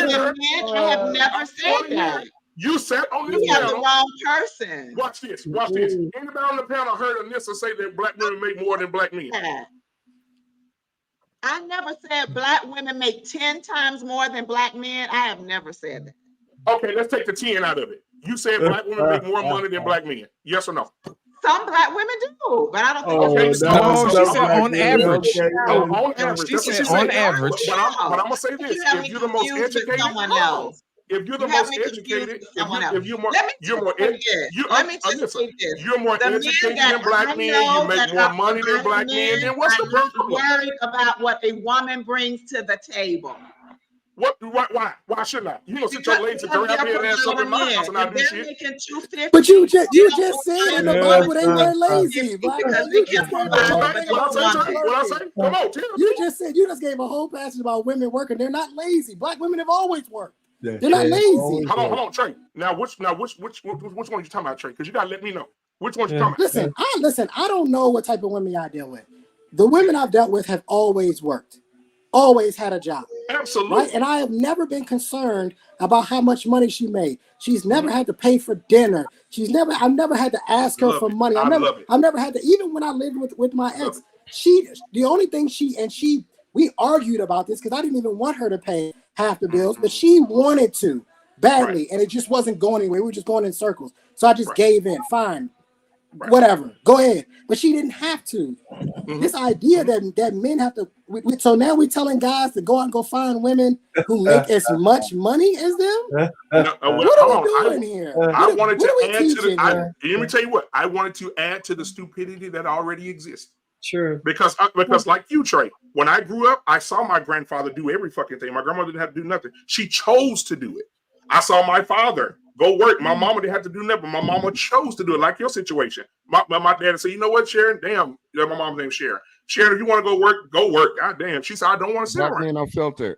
Right? I'm about to end. I swear to God, I'm land the plane right now. My viewer light on. I want you to check your email and put it up on the screen. Okay, I got you. So when I saw that trait growing up, I saw that. When I got older, when you see something, you become what you see. Same thing in my marriage, baby. You don't have to do that. You can sit at home. When she was pregnant with the kids, you ain't finna work. What the fuck? Right? You're gonna sit your ass right here and take care of these babies, stay off your feet. That's it. That just rub your stomach every day. All right, there you got it. So you're saying your wife can work electively, is what you're saying? Yes. Okay, that's what we said. Hold on. But if she chooses not to, like she came to me and she said, "Oh no, I'm working." She said, "I can't. I don't want to sit here all day." She said, "I want to go get me a job." Electively, right? Right. And I said, "Okay, well, if that's what you want to do, that's what you want to do. I support you 100%." And she went and did that. But what I'm saying is today, she don't have to match and all this other bullshit. She don't have to do that. You know why? Because she's humble. She loves her husband. She knows her husband's going to provide for her. She don't have to do that. But when you got a woman that's saying you got to have, when you get the most snappy bit motherfucker that you shouldn't even be talking to, those are the ones that need to match. Shut your goddamn mouth. You at the funeral home putting makeup on dead people, and you telling me I need to make $100,000 a year. Shut the fuck up. I don't want to hear your fucking mouth. If you're not humble like my grandmother, my great grandmother, my mom, and my wife, shut your goddamn mouth. I don't want to fucking hear it. You at the nursing home. So people can't have standards. You at home. You at the nursing. Fuck you mean you gonna hold me to a standard? You at the nursing home doing $12 a face doing dead because it's not equal. Men and women are not the same. We say that all the time. Exactly. Men and women are not the same. But hang on. But when it comes to the money, now we got to be the same. Hold on, Trey. But I'm talking about the modern times. That's what I'm saying. These motherfuckers Even in want modern everything, times, but don't we're want to still do not the nothing. same. Even in modern times. Trey, you know, I'm in a housewife sitting at home right now that don't suck no dick in sexless marriages. Oh, hey, hold on. If your wife is not giving you any sex, who's the problem here? Why are you still married to a woman that ain't giving it up? Listen, 70% of these motherfuckers walk around here with dry dick, walk out the house every morning full of nut. You moving the goalpost, Black man. We talking about sex. Now we talking about sex. You all over the place. Trey, I'm just saying to you, my brother, I am saying specifically to you and Anissa that we're living in times where things are different. Women want more than they've ever wanted before in their fucking life. And in order to be with them, some women say you got to have certain things. They don't want. Ain't no such thing as building. Fuck your foundation. When I come in this bitch, I need the foundation, the walls, the roof, and everything to be up. I need the plumbing working. I'm not coming in. When I come in, I want this motherfucker ready, a move-in ready. I don't want to have to make no changes. I don't want to have to do no renovations. When I come into your life, I want that motherfucker move-in ready. Well, that's what women want today. For his daughter. He wants that for his daughter. Huh? He said he wants that for his daughter. His daughter. Yeah, yeah, man. We ain't gonna. This is a conversation that's never gonna goddamn end. I mean, it's nice, it's fun, but it ain't gonna end. Yeah, man, it's just not. And I like the fact that you motherfuckers are team. Why you starting shit, Black? Y'all just hey. Matter of fact, we move these motherfuckers by each other. I knew he was going to do that. There we go. I knew he was going to do that. Sprinkles for everybody. Do it again, Mouse. Let's do it again. That's right. That's right. Hit him again. Hey, Black man, you heard her. She called me a provider, man. You heard that, right? Clip that. Clip that. You are a provider. Hold on, take heed. Take heed. I like a provider man. I like it. Take heed from around the way you're now changing your name to provider male. Take heed. She looked down at Trey. Take heed and said this. She say, "Oh, that's right, Trey. You're a provider male." That's what the fuck going on here. She's seducing this nigga through the goddamn street. Yeah, hey, Black man, that's how they talk to you when you worried about your money. That's how they talk. They get real soft. If Trey knocked at that door tonight, you worried about your money.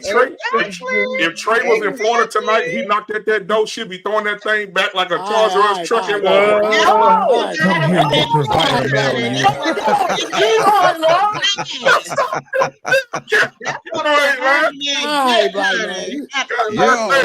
You can always count on Black man to take it one step too far. Man, but anyway, man, I love y'all, man. Thank y'all. Hey, I want to get my boy RBN Network in here, man. TJ, what you got for me, my brother? Oh, yeah. Hold on. What email you sent to my Black Man Unfiltered email? Yeah. Let me see. Oh, okay, I see it. You sent me two?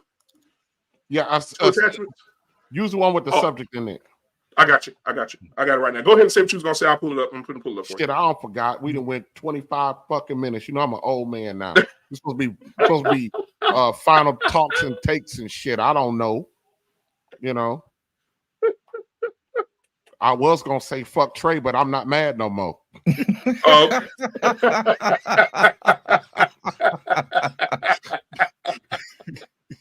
have been mad in the first place. Man, I love it, bro. I love it. You know what, though? You know what? Man, I forgot what the fuck I wanted to say. Man, you know what, though? A lot of people in the chat, a lot of people don't understand the dynamic of, a lot of people say, why are you allowing them to go back and forth? But at the end of the day, these are two men, right? And there's women in the chat saying, what are you going to stop it? No. At the end of the day, you see what just happened. He said, I'm just going to tell Trey, fuck you. But then watch, Friday night on Barbershop, these niggas going to be talking about something else together. And that's what I love about it. We can have these fights. We call each other fat. That's so funny. Yeah, Jesus Christ. They can go back and forth with Trey to my fat ass. He to my Trey got elbows. They're like squirrel elbows and shit. And then Friday night, he never said that, back. Black man. Why you making shit up? I'm sorry, my man. It was funny. That's right. Why you doing that? Yo, Black man. Oh, he always stirring the pot, bro. The provider squirrel elbows. Did you? I love it. I'm pulling up right now. God damn it. Hold on. Let me pull it up. Y'all crazy, bro. Y'all get on my damn nerves. Hold on a second. Oh, and by the way, just to correct you, Anissa, that little stat about women making more money than men in the black community, let me give you the complete breakdown. Hey, Trey, hold on a second. Black man got it. I sent it to him. I sent it to him. I sent it to I sent him. I just happen to have it memorized, but I'll wait on the graphic. I'll wait on the graphic. We know what the stat is. We just want to see it one more time. Yeah, and I got it broken down by educational level too. I never said that. I know that you want the spoiler alert, Anissa? You want the spoiler? I know that that's not true. I think BMU has me confused with someone else. I don't. No, you said no. I'm gonna be real. She looked just like you. Anissa, no. I'm gonna be real with you. You said it because I remember typing the stat. Just like you. I remember typing the stat when you said it. I typed it in the chat that you weren't right about that. So you definitely said it. I don't know if you said 10 times the amount, but you definitely said that women were making more money than men. Because I remember I typed in the chat. That's not true. That's not true at all. I don't remember that, but okay. Yeah, you are a man. Shit, just tell her like it is. Shit, we finna play Bring with it this. down. That's right. Get it together. Bite on the What we neck. talking about right now? God damn. See, providing we got that space. It does not we negate can do the that. fact that black men in the community can be doing better, and that was what I agree with. We all could be doing better. Yeah, but who raising these black men? Oh my God! Who's raising these black men? Fathers. Where are their Okay, fathers? why are they not requiring marriage and having bastard children? Where are their fathers? Their fathers. Why are women having babies without getting married? And they should not. And why are men shooting up the club? Exactly. Women have 34 forms of contraceptives. Okay, why are they allowing themselves to get impregnated and not requiring marriage? Control of their seed.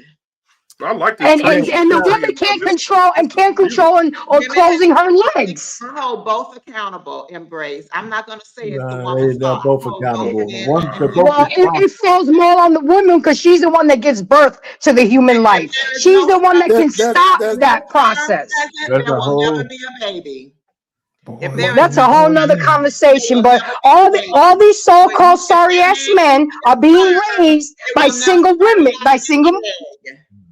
And because they sorry ass daddies ain't around. Biology. It's another show. Jesus. It sure is. I talked about that yesterday about men and their control and consequences. Women are still accountable for their own pussies, though. They can't blame that. And men are responsible for their penises. Okay, but put a condom on. Put a condom on. Anissa, I agree with you. Anissa, I agree with you, Anissa, that men are responsible for their penis. However, I'm responsible for a crowbar. I'm holding the crowbar, but I cannot break in Walmart if they have steel doors. If the doors were not open, I can't get in there. Thank you. I cannot go into. I cannot break. I cannot go into easier than that. The law says that the women are in charge of their own pussy.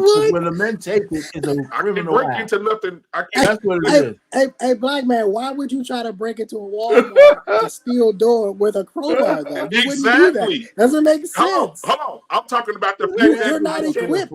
You would bring a blowtorch. You would bring a blowtorch with other equipment, and you would still break in. And I'm doing too much doing that. Let me tell you this: I cannot go inside of a woman's legs legally without her saying, "Baby, put it in." That's all I need to say.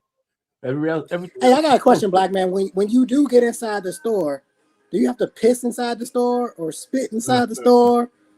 Or can you just take what you need? It depends on if the bathroom. For the outcome. I'm not going down this fucking rabbit hole with you, goddamn. You almost had me, you motherfucker. I'm not going down the rabbit hole with you. Men share responsibility for the outcome and the state tells them that too. That's not the same. Both are responsible. Yeah. Both are. Yeah, men share responsible for the outcome, but women are accountable for their pussies. Period. We are. Nobody else is accountable for that. People are responsible. A man is And men are responsible for their a man is accountable for your pussy, Anissa. You are Is a man accountable for your pussy?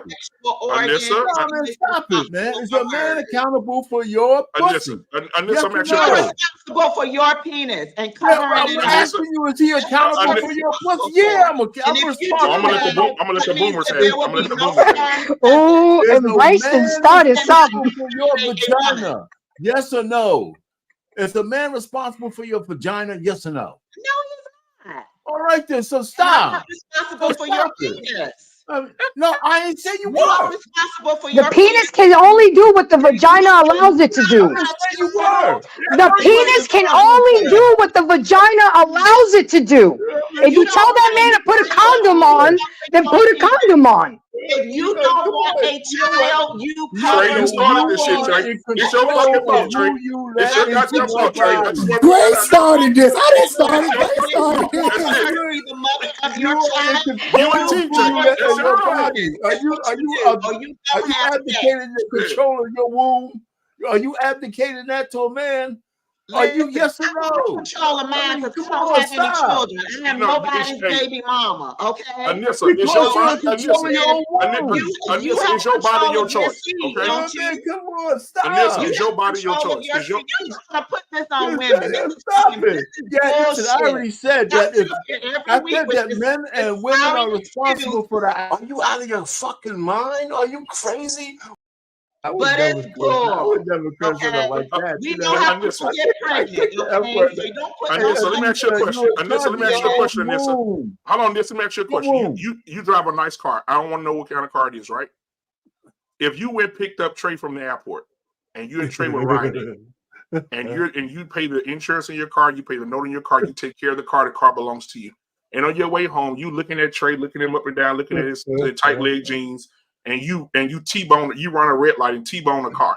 When the police come, are they going to hold Trey responsible because he's in the car, or are they going to hold you responsible because you own the car? It's yours. You don't need to give me an analogy. Yeah, you don't. Men and women know what happens when they have sex. You know that if you're supposed to release that sperm into her, you know that there is the possibility that she can become pregnant. And a man's responsible for the outcome. He's responsible for the outcome. As a man, if you don't want to if you don't want the outcome of your child, you either don't have sex with her, responsibility for the outcome.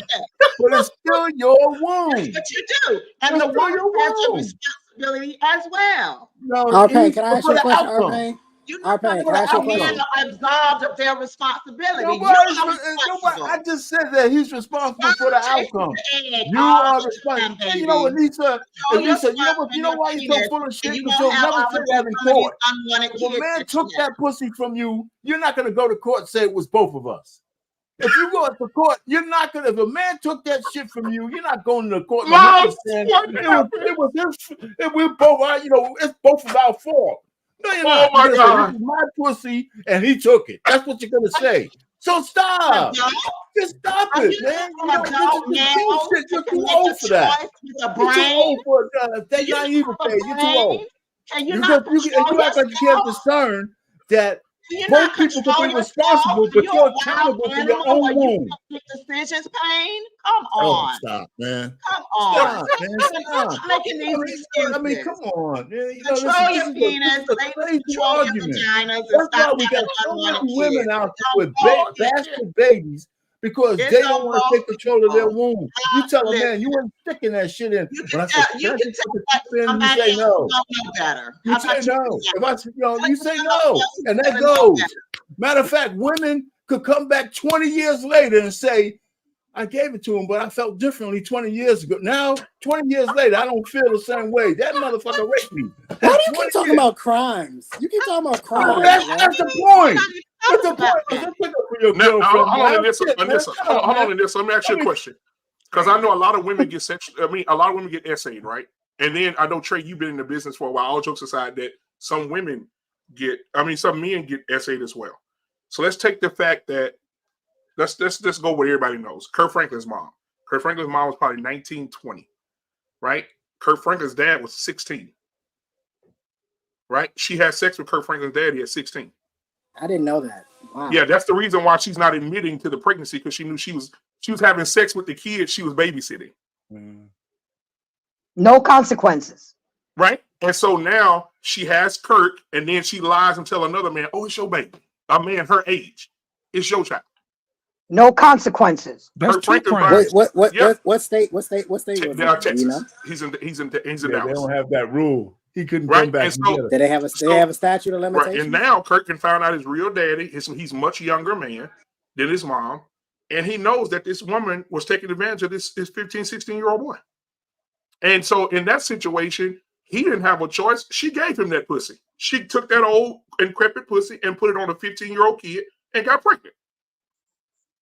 No consequences.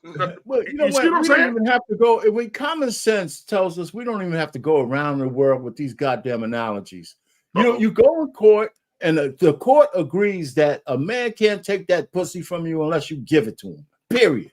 And then so and all the rest of this is all bullshit. And let me also say that if a woman gets pregnant, of course it's both of their responsibilities. Not only that, the state tells the guy. What the fuck happened to Arpain? You muted. What happened, Arpain? We can't hear you. Arpain, you muted. Can't hear Just you. get off the mute button. For your womb. You got to be responsible for your womb, man. Stop it. Just stop the bullshit. But Arpain, you I'm glad I was on something. When you, Arpain, when you say it that way, when you say it that way, no, when you say it that way, it sounds as though you're absolving the men, though. I am not. Like when you say that a woman. No, wait a minute. When a woman gets pregnant, when you say a woman has to be responsible for a womb. Yes. The counter to that is, well, men also have to be responsible. I didn't say he wasn't. I didn't say he wasn't. But the womb woman, that's an argument that women have because listen, you're responsible for your womb. And he's responsible for his semen. You keep saying the same thing over and over again. He's responsible for that. Can I ask you a question? Trey, I got something for you, Trey. Hold on, Trey. I can prove. But I got something. I can prove this for you, Trey. This for you, Trey. I got dragged. For your womb. Hold on, I got dragged. Listen, it's just bullshit. It's like people can't parse information. Right. But woman being responsible for her womb doesn't make a man not responsible for his penis. I didn't say both. Hold on, Arpain. This is directly for you. A woman has responsibility for her womb, period. And if a man takes your womb without your consent, he's going to jail. Okay, now hold on, Arpain. If it was equal responsibility, then I could walk up to any woman and stick my Johnson. Now, Trey, let me say this to you, Trey. About a year ago, I got drugged. I got drugged for two things. I told my son, don't ever date or marry a single mother. And I went through hell. I didn't go through hell. I went through hell. I was playing for myself. I agree. Secondly, a lady asked me, well, you tell your son that what you tell your daughter. And I told my daughter, I said, baby, if you go to college, she was on her way to college. I said, you go to college. I know college life is going to be fun. I said, but I hope that you go down there and keep yourself together. Because I've already put you up on game for years and years and years. I just did not come into your life. I was here when you came out the pussy. And so I raised you. I love you. I fed you. I housed you. And I taught you. Now you got to take everything I taught you and do out there. Now I know you're going to be a different person when you're not around me. However, I need you to protect yourself at all times if you do choose to do something stupid. But I told her, if you come to me pregnant, I'm going to ask you two questions.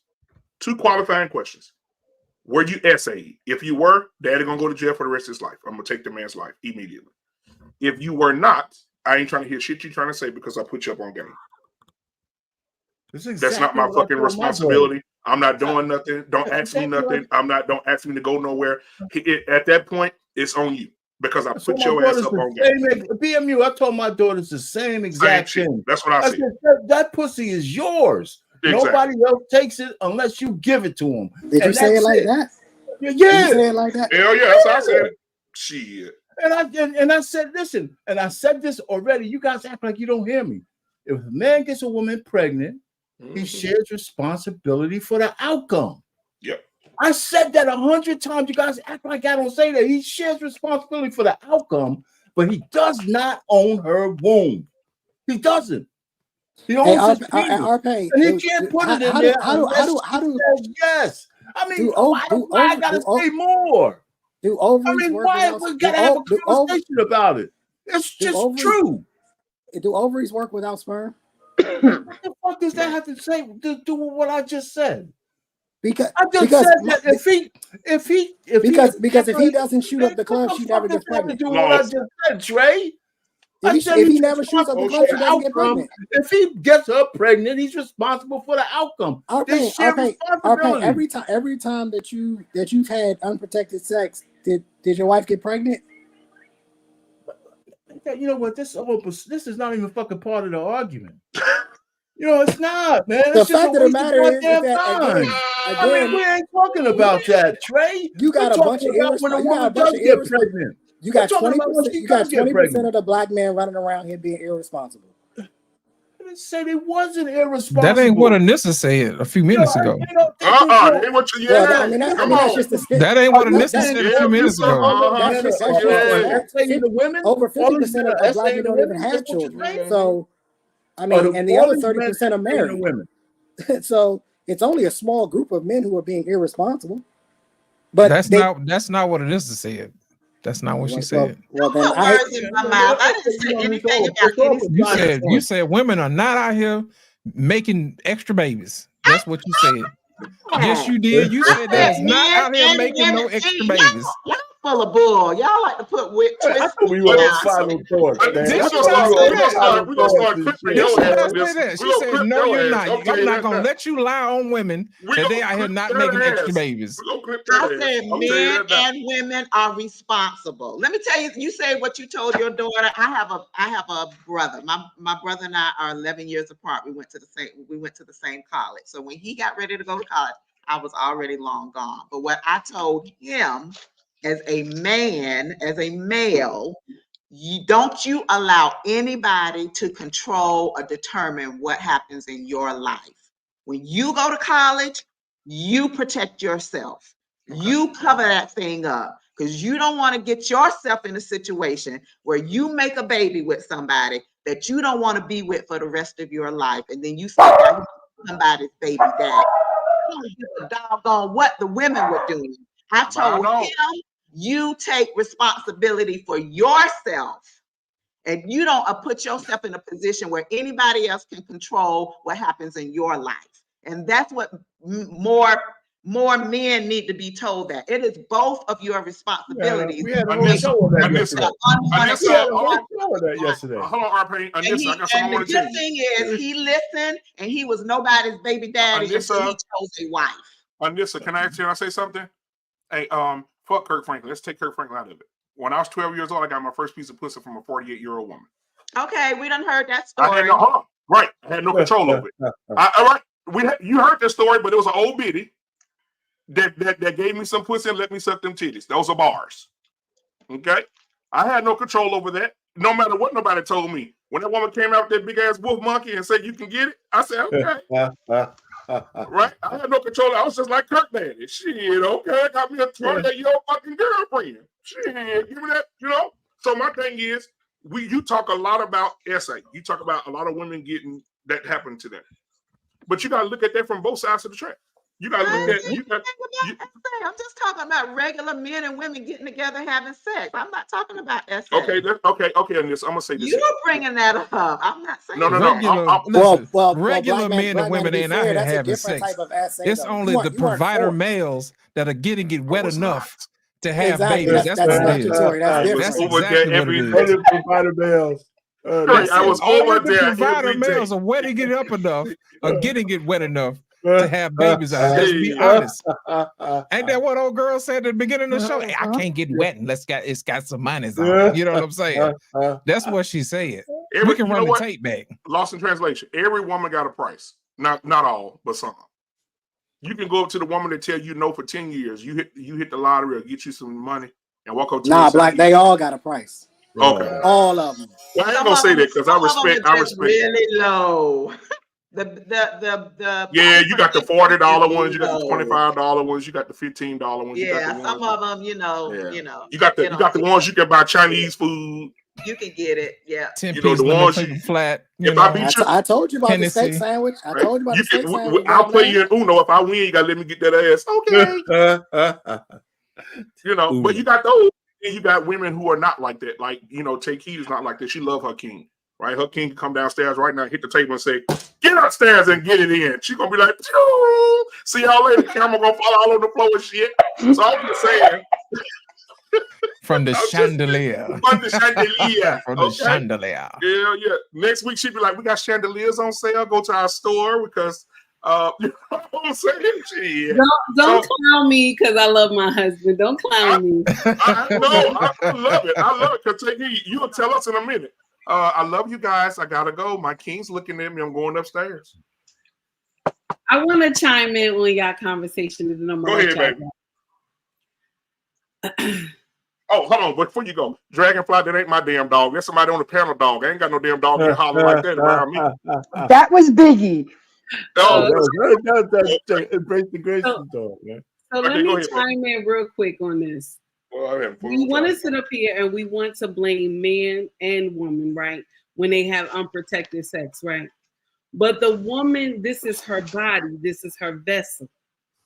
This is what she's supposed to keep sacred, right? So if I'm letting people jump all over my body that is sacred, whose fault is that? Because a man is not, first of all, let me share something with you. If you tell a man to go raw in you, he's going to go raw. He's going to go raw. Because making love or having sex feels good when you go raw. The condom is the one that's the problem. So with that being said, like I always say on my channel, you got 2 minutes before you hit the bed that you can grab a condom. I got you, TJ. And they can put the condom on. I'm just saying we got to stop sitting up here because listen, ladies, this is your body. This is your body. And when you get pregnant, you have to deal with the child. It is not him that has to be with that child 24/7. It is you. So you supposed to protect your body. So my sisters, don't get up here and be believing people talking about it's his fault too. No, because if anything happened to that baby, the courts are looking at you. They're not looking at him. They're looking at you. So my sisters, listen, before you about to hit that bed, grab that condom. Let him know, listen, it ain't going to be no pussy without this condom. You ain't going to go raw dog in me and shoot up the club and I get pregnant. You can't get clubber without that rubber. I'm just saying, this is all I'm saying. We got to stop this. It's both of them. It's your body. You got to lay down and open your legs. Your body. You got to open up that vagina to get that dick. I'm sorry. Oh, you can't use that clubber without that rubber. Come on, tell them, take heed. Conversely to what you said, that's what the women were being told. As a boy growing up, I was told that I got the spark of life in my balls and to protect it at all costs. We was, you know what I mean? Like your women were told that to protect your womb, but for us men, at least for me, I was told none of this happens unless you start it. If you give her this whole process starts it. What starts? If you don't give it to her, it can never once she say yes. But people have unprotected sex all the time and nobody gets pregnant. She has to say just because you have sex doesn't mean you're gonna get pregnant. That's not what nobody said though. That's not what we saying. She said yes though. She has to say yes, and sometimes she has to say yes when you got your dick in there, and she got to keep saying yes. I mean, stop, man. I mean, we can't regular English. It's just crazy, man. You know, nobody's saying a man shouldn't be responsible for his own Johnson. He does, but he still can't take it without the woman's consent. That's not the argument. That's not the argument. That's the only argument that matters. That's what you're talking about. You keep wanting to go to the crime. We got it. As somebody who works sex crimes, trust me, I understand it more than y'all do. Man, we had a whole conversation about that yesterday. Trust me, I do. I'm making the point that when we start talking about kids, when you talk about babies, that process starts with me as a man. starts with you putting your dick in her and ejaculating. You know what? This is what I want to ask real quick. If it's both of our fault, right? This is what everybody's saying. It's the male and the female fault, right? Check this out. If you don't tell this man to put on a condom, and we're not even talking about babies, but if you don't tell this man to put on a condom, you only knew him for a couple of months, and he has something that he can't get rid of. Whose fault is it? You slept with him without a condom. And you end up with that took the choice to sleep with him without a condom. This is the problem because are you talking about herpes? Women, I'm talking about, you know what I'm talking about, the one you cannot. The gift that keeps on giving. Listen. Yep. So this is what I'm saying. Condoms don't protect against that. This is what I'm trying to say. Women, we will get up here and say, well, he made me pregnant, he tricked me. He cannot make you pregnant and trick you unless you opened up your legs and said yes. I'm just Takey, I agree with you, but I'm also saying on the other end of that, as a man, you can't get mad at her because you about to get ran through child support court and you should have never nutted her in the first place. That's the point I'm trying to make. I agree with that. Well, Trey is saying you should holster your weapon, sir. Make sure you keep your Thank weapon you, holstered. That's essentially what I'm saying. That's essentially what I'm saying. I'm saying that woman. you are responsible for the fluids that come out of your body and where they end up. This is how I think about it. I spent 8 years in the Air Force. When I used to go to weapons training, they used to tell us all the time, you need to know where your round is going and what's beyond your target. Meaning you need to know where it's going to land. So I take the same thought process with the semen that I have. I need to know that if it lands inside of her, I am possibly responsible for a child. You're responsible for the outcome. Hold on, RP, before you keep going, I want to do these super chats real quick. All right, we got, I think we did this one already. You'll tell them the links for support. Okay, yeah, we did that one already. We got Raw B in the building. She said, hey, Velvet Teddy Bear. Oh, I think she's talking about that old boy down in the corner down there. Y'all know him. I think she's talking to the Velvet. She said Velvet Teddy Bear. Oh, wait a minute. What you say? Shout out to the Velvet. Yeah, to the Velvet Teddy Bear. We got Derek, who's a new member. Derek Gaines, new member, YouTube member 4. That my boy TJ. So thank you so much, man, for tuning into the show tonight. We got Ray Alexander, $5 said for millennials and Gen Z men, they actually marry women of equal education and incomes. Yeah, probably true. See, the MDs marry MDs, engineers marry nurses. That's the norm now. Somebody catching on.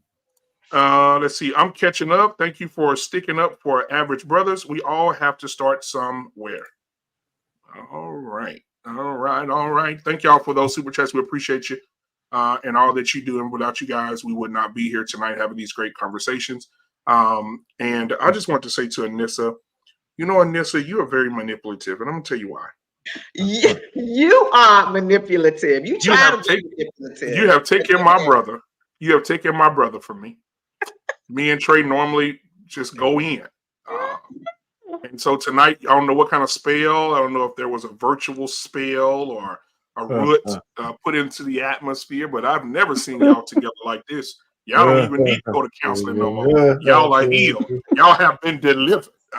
And so I just wanted to put that out there, you bastards. And so thank you all and good night. I will see y'all later. Now you think go do our OnlyFans with it. This some bullshit. Okay. So just you know, the name of their OnlyFans page is called It's a Trey. So I want to make sure y'all go and support that. I'm not going over there, okay? They say Trey does something when he sit on his head or so. I don't know. All right, so thank you guys, man. I appreciate it. I'm gonna give final thoughts that we was into that until Anissa started some more shit. So just want to get final thoughts. TJ, did you already give your final thoughts, man? Go ahead, go again. Yeah, everybody get 30 seconds. Go ahead. Okay, give me 30 seconds. I think it was a good show tonight. So all I can say is, and man, it's just so many. We were all over the goddamn place. Yeah, we was. This shit was good. You know, but still, I mean, some of the arguments were a little longer. But now that we ended up yesterday, we had a whole show on men being in control of their own sex. So I understand fully, but a woman owns her womb and nobody else does. Period. And then all the rest of these conversations is just bullshit. Anyway, Damn. I'll land it there. Wait a minute, RP. I know you didn't go 25 seconds, did you? Yes, he did.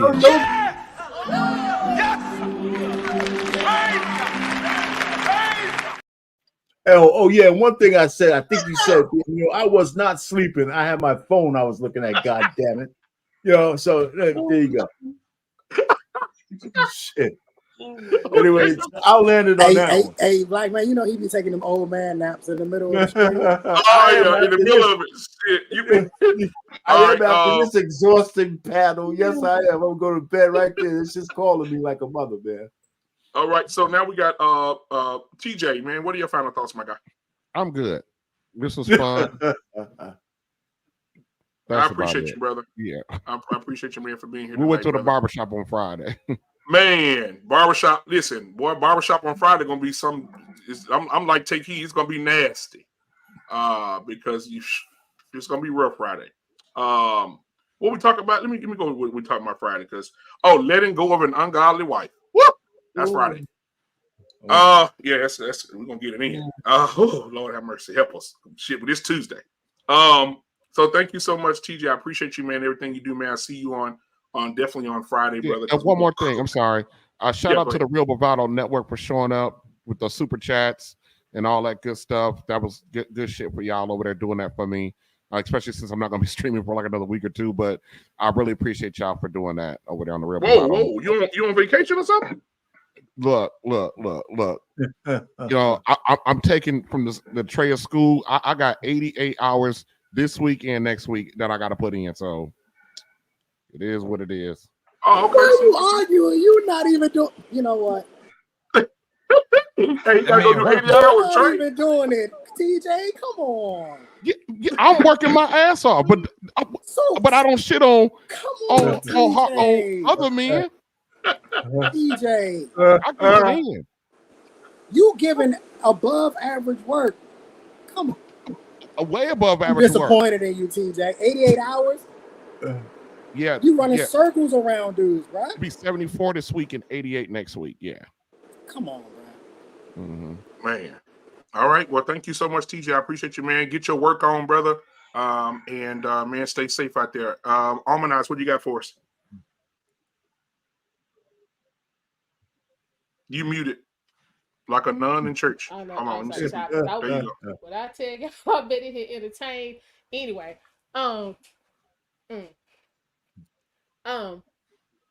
It's hard. I honestly, I feel like I'm gonna start way from the beginning. The video was cap. She was capping. I got too many questions about what she was talking about, because if he really taught her all she said he did, they still be together. That's real. And then what's her definition of broke?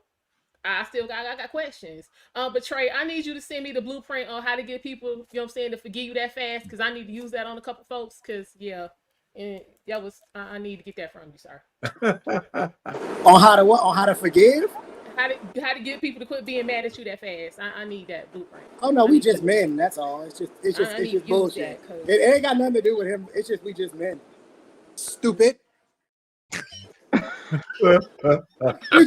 I'm serious. I mean, it's just biology. Boys can fight each other as kids, and then they'll be friends in 10 minutes. It's just the way it is.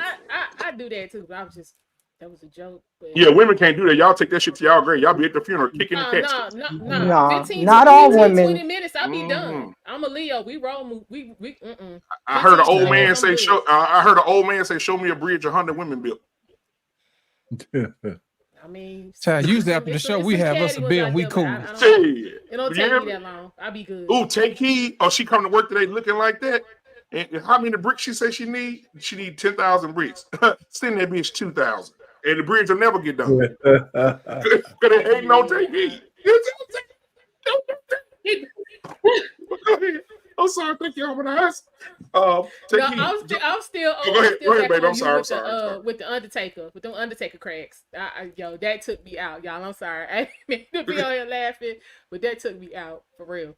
But I enjoyed myself. It was an enlightening conversation that I probably will review on my channel. So anybody want to come over and take a peek, who has to subscribe, feel free to do so, because yeah, I need to laugh some more.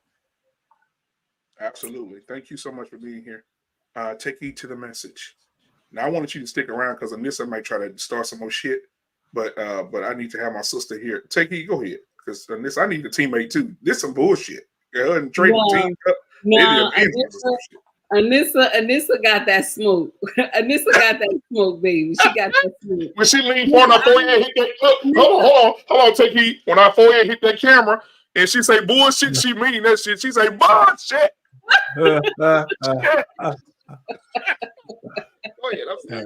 Anissa got that smoke. No, but I'm gonna say this, and I'm gonna let y'all go. I'm gonna say this.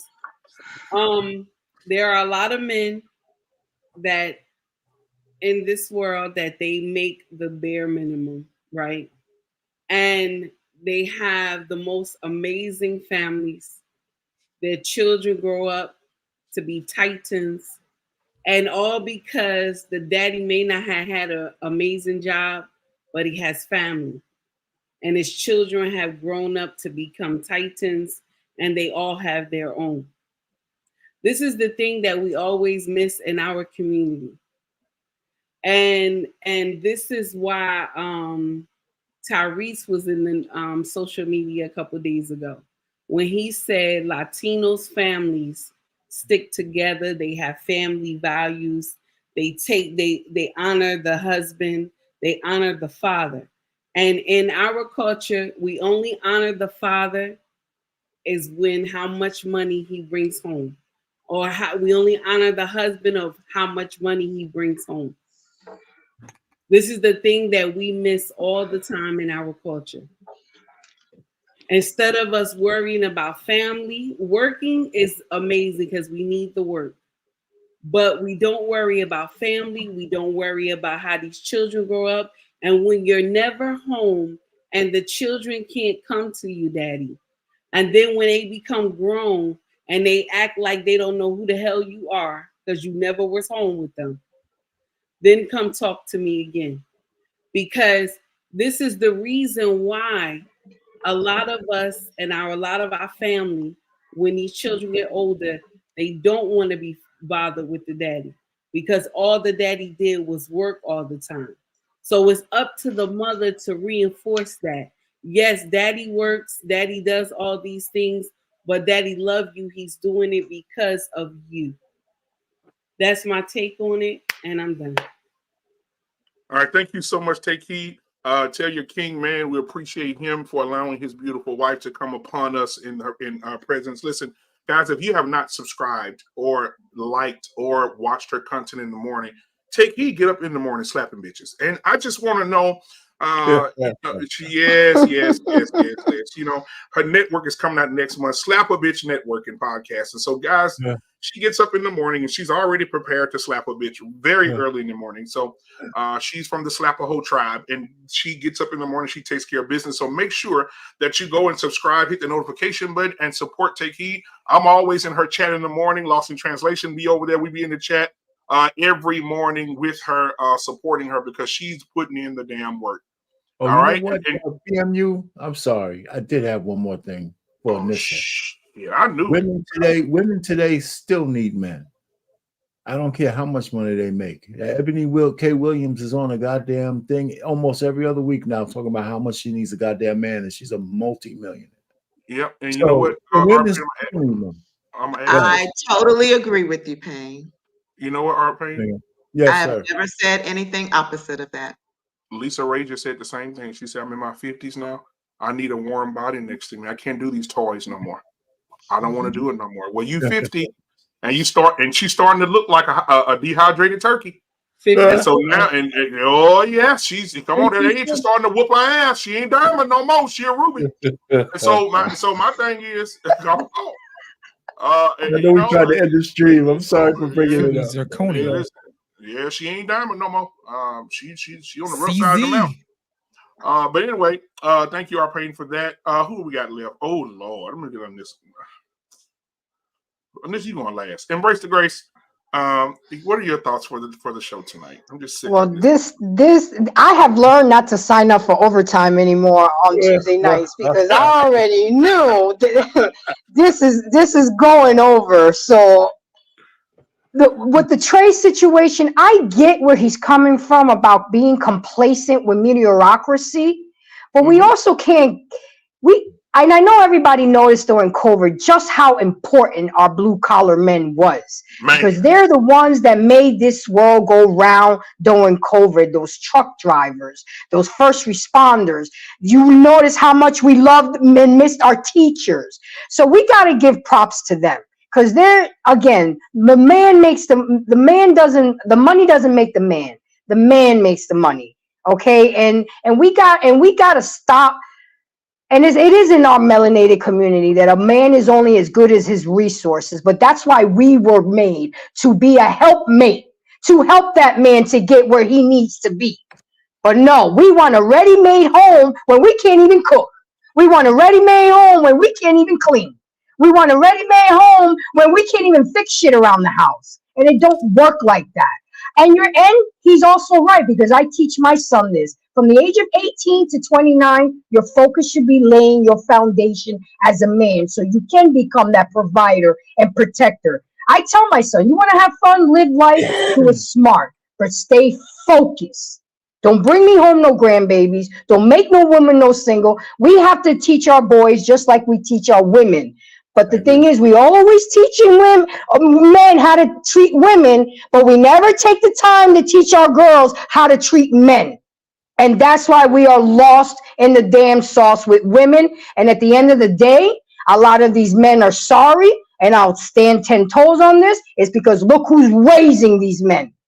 I'm raising my son off of things that I've learned off of my uncles, my dad, his father, all the male influence that I've had in my life, I'm throwing to my son because I know I can only do so much as a woman and as a mother.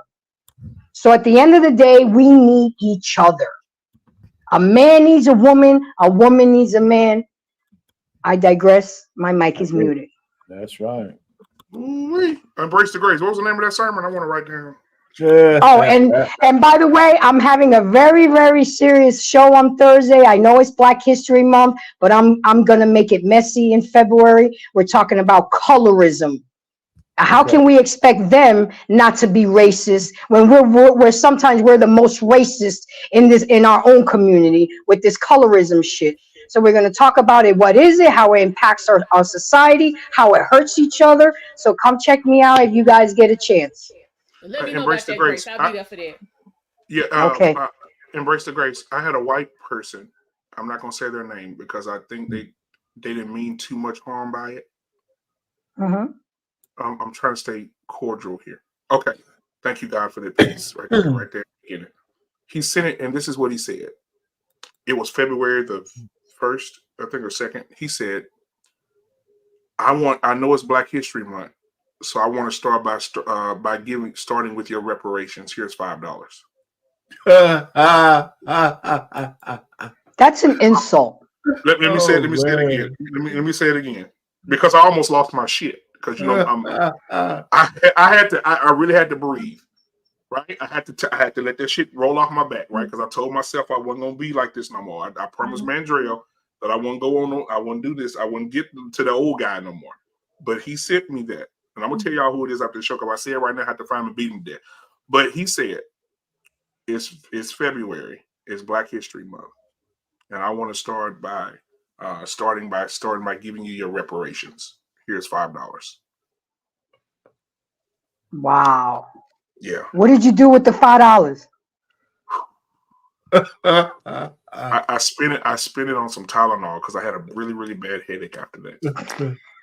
Because of all of that stress. See, right now I got the distress thing. I'm doing it right now because it bothers me. I'm sorry, people think that type of shit. Funny, in 2024, you see, but this is what so it shows that we've made progress, but it also shows that we have so much more to do.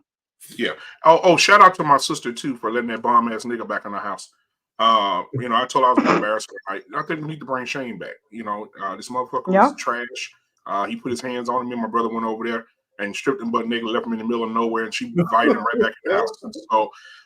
So shout out to her for allowing it. I told her, I told her today, I said, what's the difference between your house and Iraq? She said, I don't know. I said, there's a bomb.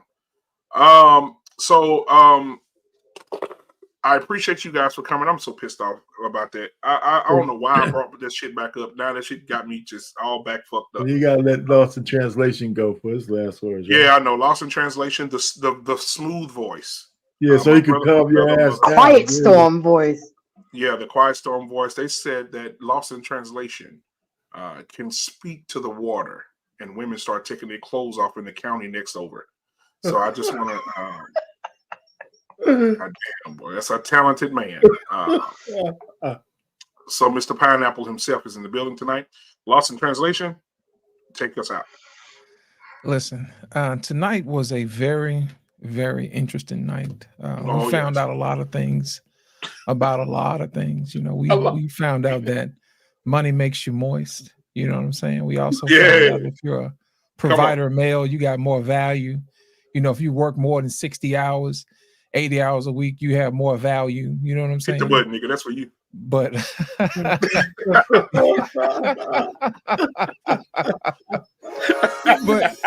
here's my thing, man. Here's my thing, man. What we fail to realize is that we have to take a step back and look at our community for what it really is. Yeah. And if you look at it, I think our community has a problem. It has arrested development. And I'm going to tell you what I mean by that. I like that. What happens is that our community has gotten to a specific point in wisdom and it stops because we're having the same 14-year-old and 15-year-old conversations. And it's not nuanced enough. Gentlemen, I'm going to explain something to you. I had the privilege of sitting under a gentleman by the name of Kevin Samuels. And Kevin will tell you, if you don't work, you ain't about nothing. You know what I'm saying? And nobody on these YouTube streets worked harder than Kevin. You know how I know? Because I was right there with him. You know what I'm saying? Every day, every night, all day long. I was tired. He was tired. It didn't matter until one day he didn't wake up no more. And he went home. You see what I'm saying? So what happens is we're left at a particular situation where the conversation was started, but now we have to continue the mission at hand. Now, I will tell you this, gentlemen, it's good for you to work, yes, but also as men, you owe it to your families to be here as long as you can. That's how wisdom is passed down from generation to generation. What good does it do you if you're here for only 50 years and you're out? You see what I'm saying? At least be here to 70 or 80 years old so you can pass on knowledge to the next generation that they may be able to use. If you look at other communities, you'll see that when their men last a long time, their communities fare better. Their situations are better. Their wealth is better because their men are there longer. And I think it has something to do with the power of the woman. Those women actually undergird those men and support them so they're here longer, so they can actually spend time and pass that wisdom on to the children. Now, my thing is this: what are we actually giving up when we burn our men up to the point where they don't last past 68 years old? They don't last past 50 years old. What are we teaching our young men? They're only valuable to a certain extent, and then you'll be replaced. I ponder the question, what is the actual worth of a man? My thing is this: I think we need to find out. Black men, I'm going to tell you this, and I want you to hear me loud and clear. Yes, sir. Do not die on your community. Do not die on your family. Do not die on your country, and do not die on your God. My thing is this: we got to start getting back to the mission at hand. Now, ladies, if you want a leader, leaders need support. That means you have to put in some work too. You can't just sit up and do nothing. What's the point?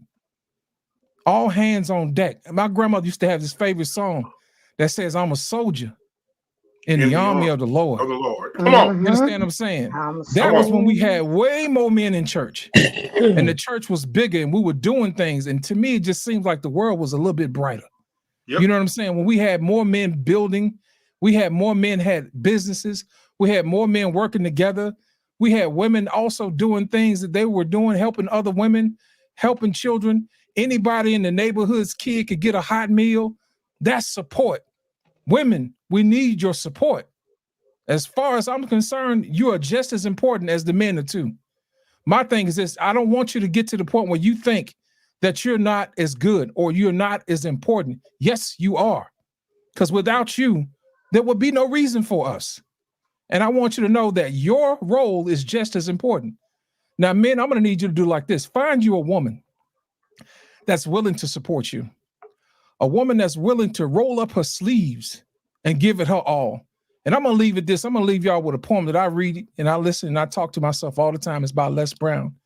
And it goes like this: if you want anything bad enough to go out and fight for it, to work day and night for it, to give up your time and your peace and your sleep for it, and if all that you dream and scheme is about it and life seems useless and worthless without it, and if you go out and sweat for it, fret for it, plan for it, lose all your terror of the opposition for it, and if you simply go after the thing that you want with all of your capacity, strength and sagacity, faith, hope, and confidence, and stern pertinacity, if neither cold poverty, famine, gulf, sickness, or pain of body and brain can keep you away from the thing that you want, if dogged and grim you besiege and beset it, and with the help of Almighty God, you'll get it. Men, we need you here. Don't die on us. And that's my final thought. Man, listen, I ain't got nothing else to say. We'll see y'all on tomorrow for the sports show. We're going to end this with some church. Here we go. Remix.